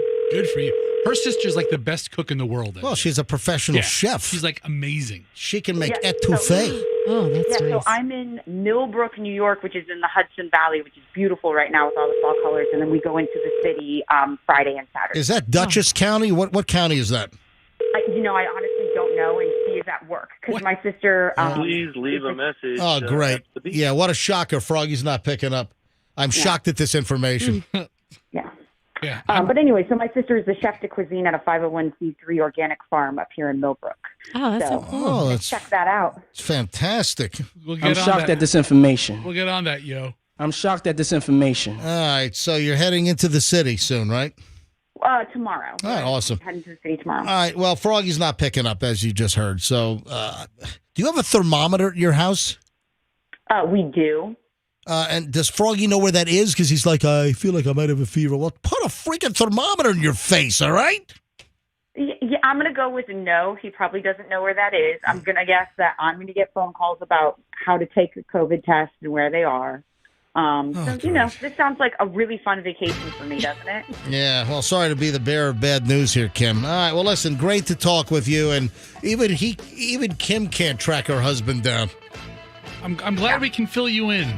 Yeah, what county is Millbrook, New York? I don't know. Well, come on, look it up. Trying. It looks beautiful this time of year, too. It's Dutchess County right there. Yeah, Millbrook is a village in Dutchess County. Exactly what I thought. All right, listen, Kim, have a nice... When do you come back? I come back Monday. Oh, wow, man. You're really abandoning the husband and kids. Good for you. Look at that. It's a treat yourself weekend. Yeah, it's a mental health getaway weekend is what it is. Yourself, Kim. Yeah. All right, Kim, have fun. Okay, bye. If you want some New York City restaurant recommendations, let me know. I'm good, thank you. Yeah, she's with the chef. She's with the professional I'm with the chef. chef. I think she knows where to go. Yeah, well, have her call me. Goodbye. Goodbye. Okay, bye. I mean, even Kim doesn't know what's going on with Froggy. Come on, what kind of racket's he pulling? Get out of here. All right, 9:46 at the MJ Morning Show. I think we're done. I have a gigantic pile of crap I didn't get to, so we'll pick up with some of this tomorrow. Have a lovely day. The Cash Kitty comes back in 13 minutes at 10 o'clock with Roxanne. The Cash Kitty is back momentarily. The new word, your chance at $1,000. And then we'll give away more Sting and Billy Joel tickets tomorrow morning here on the MJ Morning Show on Q105. If you missed the crazy Halloween decorated house in my neighborhood, in my general vicinity, oh my God, the video is up on my Instagram. You got to take a look at this thing. I don't usually walk by this street. Michelle and I walked by it on Tuesday. It is insane. There must be $60,000 in decorations and animatronics and life-size figures.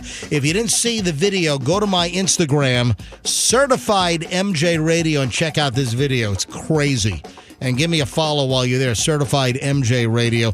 Need to email me. I'm MJ at MJMorningshow.com, private personal email. And folks, have a great day, and let's be careful out there.